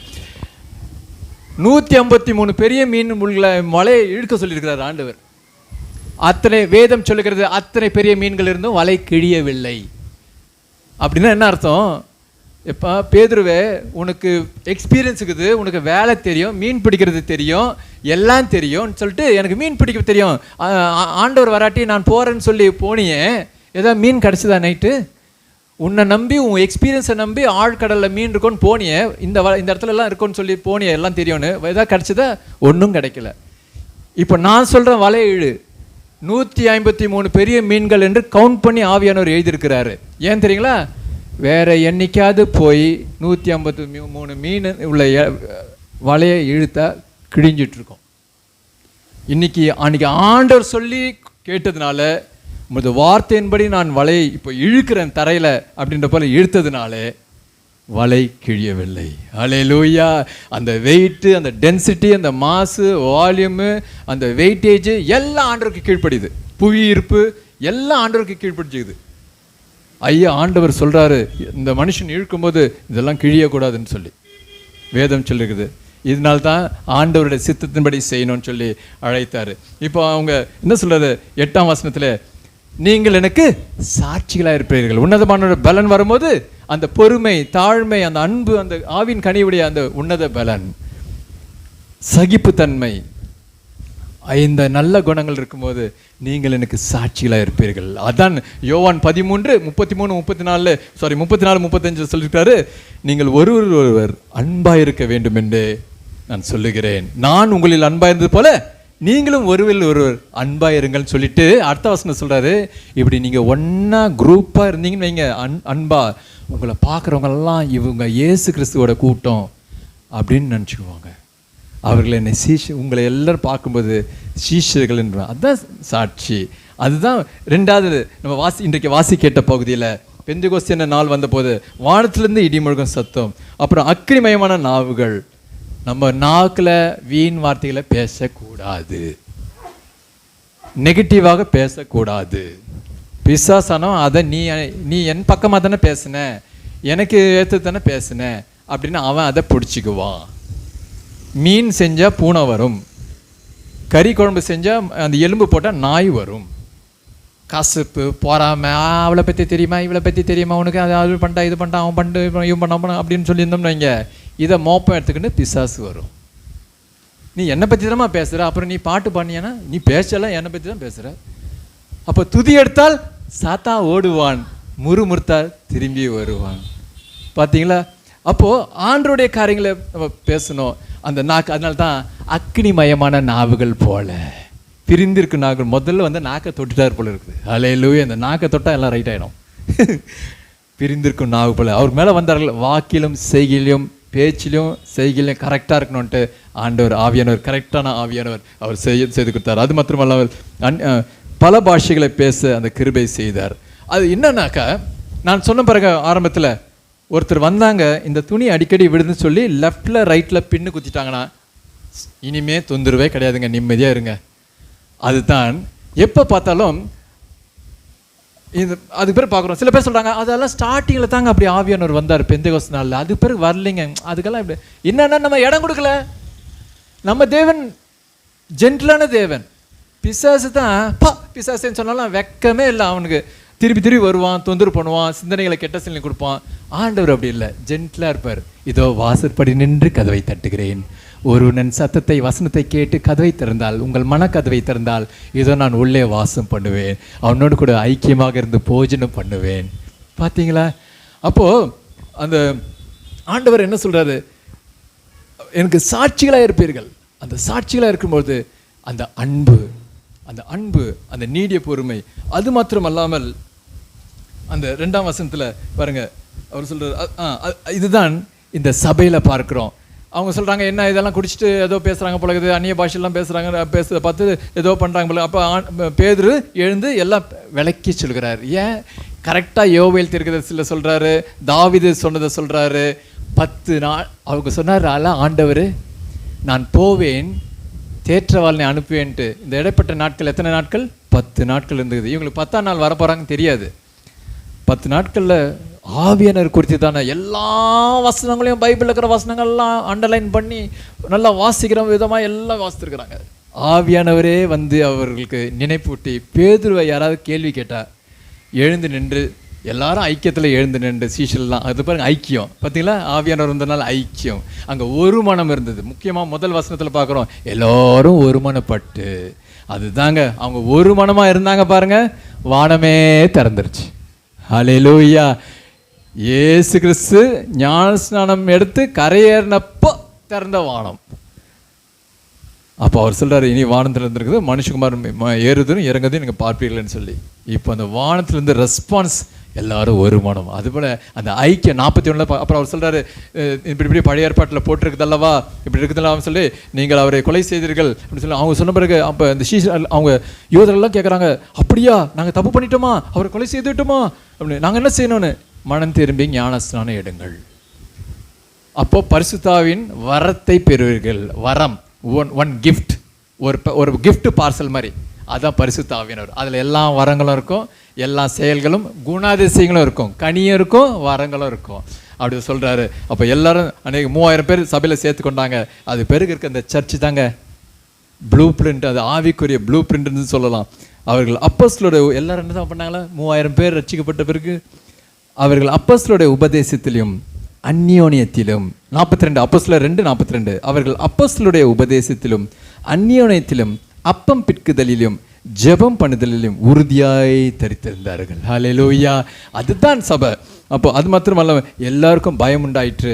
எல்லாரும் அவர்களுக்கு கீழ்ப்படிந்து பாருங்க, அப்போஸ்தலர்களாலே அநேக அற்புதங்களும் அடையாளங்களும் செய்யப்பட்டது. ஏன்னா ஆண்டவர் அவர்களோடு கூட இருந்து சொல்லப்பட்ட வார்த்தைகளை அந்த அடையாளங்கள் அற்புதங்கள் எல்லாம் அந்த வார்த்தைகளை உறுதிப்படுத்தினார். அது மாத்திரமல்லாமல் எல்லாத்தையும் விற்று, காணையாட்சிகள் ஆஸ்திகளை விற்று, யார் குறைவு நிறைவு யாருக்கு இருந்தால் எல்லாம் சரிசமமாக பங்குந்துட்டு ஒருவருக்கு ஒரு உதவி செய்து, இப்படி கர்த்தருடைய ஐக்கியத்தில் இருக்கும்போது அவர்கள் ஒருமனப்பட்டவர்களாய் தேவாலயத்தில் அனுதினமும் தரித்திருந்து விடுகள் தோறும் அப்பம் பிட்டு மகிழ்ச்சியோடு கபடமில்லாத இருதயத்தோடும் போஜனம் பண்ணி. இது முக்கியமாக, ஏன்னா எல்லாரும் பார்த்தே வாசிக்கணும் இதை. போஜனம், தேவனை துதித்து ஜனங்கள் எல்லாத்திலும் தயவு பெற்றிருந்தார்கள். ரட்சிக்கப்படுகிறவர்களை கர்த்தர் அனுதினமும் சபையில் சேர்த்து கொண்டு வந்தார். இந்த 5 காரியங்களும் பார்க்கும்போது எல்லாரும் ஐக்கியப்பட்டு அன்புள்ளவர்களாய் ஒரு ஜெபம் பண்ணி, கிறிஸ்துவின் வசனத்தில் போதிக்கப்பட்டு அவர்கள் எல்லாரும் ஒருமனப்பட்டவர்களாய் வீடுகள் தோறும் அப்பம் பிட்டு ஜெபம் பண்ணி தேவாலயத்தில் தரித்திருந்து கர்த்தருக்கு எல்லாருக்கும் பயம் உண்டாயிடுச்சு. அவ்வளோ ஒரு பரிசுத்தத்தின் உச்சகட்ட நிலை. அப்படியாக அந்த சபை இருக்கும்போது, ஏன்னா கிறிஸ்து தலையாக இருக்கிறாரு, இப்போ கிறிஸ்து தலையாகிறாரு. அப்போ சரீரம் எப்படி இருக்கும்? ஒரு ட்ரம் இருக்குது, சும்மா ஒரு மண்ணெண்ண கெரசின் ட்ரம் இருக்குது. அந்த ட்ரம்லேருந்து ஒரு கண்ணுக்குட்டி எட்டி பார்க்குது, கண்ணுக்குட்டி தலை. இப்போ உடம்பு என்ன உடம்பு இருக்கும்? சிங்கம் உடம்பா? உடம்பும் கண்ணுக்குட்டி உடம்பு தான். அப்போ கிறிஸ்து தலையாக இருக்கிறாரு, உடம்பும் அவருடைய சரீரமும் நம்ம எப்படி இருக்கணும்? ஹல்லேலூயா. நாம் கிறிஸ்துவின் சரீரத்தின் அங்கத்தினர்களாக இருக்கிறோம். அப்போ நாம் எப்படி இருக்கிறோம்? அப்போ நம்ம தாழ்த்துவோம். இதுக்கெல்லாம் அதனால தான் அதுக்கு அடுத்தது பேதுரு யாராவது பார்த்து, ஏன் இந்த வார்த்தைகள்லாம் பேசுகிற, ஏசுன்ற வார்த்தையெல்லாம் ஏன் பேசுகிறேன் அப்படின்னு கேட்கும்போது பேதுருக்கு அந்த பழைய கோபம் வந்துடக்கூடாது. பழைய கோபம் என்ன கோபம்? பட்டயத்தை உருவி காது, அந்த பழைய கோபம் இப்போ பேதுருக்கு இல்லை. ஏசு கிறிஸ்து நன்மை செய்கிறார் சுற்றி திரிந்தாரே, அதற்கே ரொம்ப வைராக்கியம் பாராட்டி, என்ன எங்கள் ஐயாவையோ கைது பண்ண வந்துட்ட அப்படின்னு பட்டயத்தை எடுத்து காது வெட்டினாரு. இப்போ உயிர்த்தெழுந்த ஆண்டவர், உயிர்த்தெழுந்தது குறித்து அவங்க யார் என்ன வந்தாலும் இனி காவல் இல்லை, எங்கள் ஐயா உயிர்த்தெழுந்துட்டார், என் ஆண்டவர் உயிர்த்தெழுந்து விட்டார் என்று ஒரு வைராக்கியம். இயேசு கிறிஸ்துவின் உயிர்த்தெழுந்த வல்லமை, இயேசு கிறிஸ்துவின் உயிர்த்தெழுந்த வல்லமை இந்த இன்னைக்கு உங்களோட வீட்டில், உங்களோட குடும்பங்களில், ஊழியத்தில் எதெல்லாம் மந்த சூழ்நிலை போல மரித்து போய் கிடக்கிறது போல இருக்கிறதோ, இது உயிர் அடையுமா? ஐயா ஆண்டவரே இது உயிர் அடையுமா? இந்த வீட்டில் என் பையனோட இது உயிர் அடையுமா? இது உயிர்ப்பிக்குமா? இந்த மகளோட இது உயிர்ப்பிக்குமா என்று சொல்லும்போது, இந்த பண தேவைகள் இது உயிர்ப்பிக்குமா என்று சொல்லும்போது, இயேசு கிறிஸ்துவின் உயிர்த்தெழுந்த வல்லமை உங்களெல்லாம் ஹல்லேலூயா. இயேசு கிறிஸ்துவின் உயிர்த்தெழுந்த வல்லமை, மரணத்தை ஜெயித்த வல்லமை உங்களோட ஊழியத்திலும், குடும்பத்திலும், படிப்பிலும், எதிர்காலத்திலும், திருமணத்திலும், எல்லாம் உங்கள் குழந்தைகளிலும் எல்லாவற்றிலும் உங்கள் பாதையில் உயிர்த்தெழுந்த வல்லமை கிரியை செய்யும். ஹல்லேலூயா. அப்படிப்பட்ட ஐயாவியா கேள்வி கேட்க வந்துட்டு நாங்கள் இது தைரியமாக பேசுவோம் அப்படின்னு சொல்லி ஏதாவது முறுமுறுத்தா பிள்ளையா பேதுரு எதுக்கு வேணும்னா, இந்த பரிசுத்த ஆவியானவர் 4ஆம் வசனம் இப்படி கேள்வி கேட்கும்போது, ஏன் இப்படி எல்லாம் பேசுகிற அப்படி கேட்கும்போது 8ஆம் வசனத்தை, அப்பொழுது பேது பரிசுத்தாவினால் நிறைந்து பொறுமையாய் தாழ்மையாய், இஸ்ரேல் ஜனங்களே, மேய்ப்பர்களே, நான் சொல்றது கொஞ்சம் கவனிங்க. எவ்வளவு தாழ்மையாயிட்டு வருப்பாருங்க பேதுரு. அதுதான் பரிசுத்த ஆவியாருடையது. ஹல்லேலூயா. சுருக்கமாக சொல்ல போனால், நான் ஒரு பைக் வாங்குறேன்னு வைங்க, பைக் வாங்கினா நான் பணம் கொடுக்குறேன், கிரியன் செலுத்துக்கிறேன். இப்போ அந்த பைக்குக்கு ஓனர் யாருன்னு சொல்லுவாங்க? என்ன சொல்லுவாங்க? இப்போ அது போல் ஏசு கிறிஸ்து கிட்ட வருவோம். ஏசு கிறிஸ்து நம்ம எங்கேயோ இருந்தோம், அவர் ரத்தம் சிந்தி நம்மளை நம்மளை விலைக்கு வாங்கிட்டார். நீ உனக்கு சொந்தமல்லவே, மீட்கப்பட்ட பாவி நீ உனக்கு சொந்தமல்லவே. 1 கொரிந்தியர் 6:19 உங்கள் சரீரம் உங்களுடையது அல்ல, தேவனுடைய ஆலயமாக இருக்கிறது. அப்போது அவர் நம்மளை கிரியன் செலுத்தி, இப்போ பைக்குக்கு நான் பைசா கொடுக்குறேன், அவர் நமக்கு என்ன கொடுத்தாரு? நம்மளை வாங்குறதுக்கு ரத்தத்தை கொடுத்தார். ஹல்லேலூயா. தமது ஜீவனை கொடுத்து நம்மை வாங்கிட்டாராம். நமக்கு யார் தம்ம ஓனரு? ஏசு கிறிஸ்து ஓனர். சரி, இப்போ நான் பைக்கு விஷயத்துக்கு வருவோம். பைக்கு ஒரு நாள் காசு போட்டு வாங்கியாச்சு, அது ஒரு நாள் விஷயம். டெய்லி அதுக்கு என்ன ஊற்றணும்? பெட்ரோல் ஊற்றணும். அதுக்கு தேவை இருக்குது பவர். அதுக்கு என்ன பவர்? பெட்ரோலும். அப்போது ஆண்டவர் வாங்கிட்டாரு, நம்மளை எல்லாரும் வாங்கிட்டார் ரத்தம் குத்துட்டு. நம்ம ஸ்டெடியாக இனிமேல் இந்த பாருங்க, என் பின்னே வானா மறுபடியும் மீன் பிடிக்க போயிட்டாங்க. அங்கே ஹூன்னு ஊதுனாரு, பழத்தை தின்ட்டாங்க. அப்புறம் ஸ்டெடியாக இல்லை, இங்கேயும் ஹூன்னு ஊதுனாரு, அப்புறம் மீன் பிடிக்க போயிட்டாங்க. இதுக்கு ஸ்டெடியாக வந்து நல்ல ஒரு 2 பின் குத்திட்டா சரியாயிடும். பரிசுத்த ஆவியானவர் வந்தார். ஹல்லேலூயா. அதுக்கு பிறகு தான் சபை. ஹல்லேலூயா. இதுதான் சபை, மனவாட்டி சபை. இப்போ அதுக்கு தான் ஆவியானவர். இப்போ பார்த்தீங்களா, அவன் கேள்வி கேட்குறப்பல பேதுருக்கு கோபம் வரல, அதுக்கு மாறாக பொறுமையாக எல்லாத்தையும் சொல்கிறாப்புல. ஹல்லேலூயா. இன்னொரு பக்கம் அவரை விரட்டி இது மாதிரி பாருங்க பயமுத்தி அனுப்புகிறாங்க. இவங்க போய் எல்லா சீசிட்டு சொல்கிறாங்க. அவங்க போய் முட்டி போட்டு ஜெபம் பண்ணி அந்த இடம் அசையுது. 5ஆம் அதிகாரத்தில் 4ஆம் அதிகாரத்தில் 30ஆம் வசனத்தில் அந்த இடம் அசையுது. பரிசுத்த ஆவியினால் நிரப்பப்படுறாங்க. போய் பலமாய் சாட்சியாக பிரசங்கம் பண்ணுகிறாங்க. ஹல்லேலூயா. குணத்துக்கு தான் பரிசுத்த ஆவியானவர், கிறிஸ்துவின் சுபாவத்தை கொடுப்பதற்கு தான் பரிசுத்த ஆவியானவர். அதனால அவர்கள் யாராவது பிணியாளிகள் இருந்தார்களா, உடல் நலம் இருந்தால், அல்லது என்ன வேறு வரங்களினாலே எப்படி அந்த சபை தேற்றப்படணுமோ அதற்கு பரிசுத்த ஆவியானவர் கொடுக்கப்பட்டிருக்கிறார். ஹல்லேலூயா. அதனால தான் இயேசு கிறிஸ்து எங்கே போனாலும் பிரசங்கித்தார், பிணியாளிகளை சுஸ்தமாக்கினார், பிசாசுகளை துரத்தினார், அவங்களுக்கு ஏதாவது வேணும்னா கொடுத்தாரு சாப்பிட்றதுக்கு. ஹல்லேலூயா. இவங்க இப்படி போனால் பசியாக இருப்பாங்க அப்படின்னு சொல்லி. அப்போது எல்லா குணத்திலும் வர்றது தான். அதனால தான் 1 தெசலோனிக்கர் 5:23 நம்முடைய தேவ சம்மதம் வாசிங்க, வாசித்து முடிச்சிடலாம். 1 தெசலோனிக்கர் 5:23 நம்முடைய சமாதானத்தின் தேவன் தாமே, நம்முடைய ஆவி ஆத்மா சரீரம் குற்றம் சமாதானத்தின் தேவன் உங்களை முற்றிலும் பரிசுத்தமாக்குவாராக. உங்கள் ஆவி ஆத்மா சரீரம் நம்முடைய கர்த்தராகிய இயேசு கிறிஸ்து வரும்போது குற்றமற்றதாக இருக்கும்படி காத்துக்கொள்வதா இருப்பார். ஹல்லேலூயா. குற்றமற்றதாக இருக்கிறது நம்முடைய ஆவி ஆத்ம சரீரம் குற்றமற்றதாய் இருக்கும்படியாக காத்துக்கொள்ள கர்த்தருக்கு ஜெபம் செய்வோம். ஹல்லேலூயா.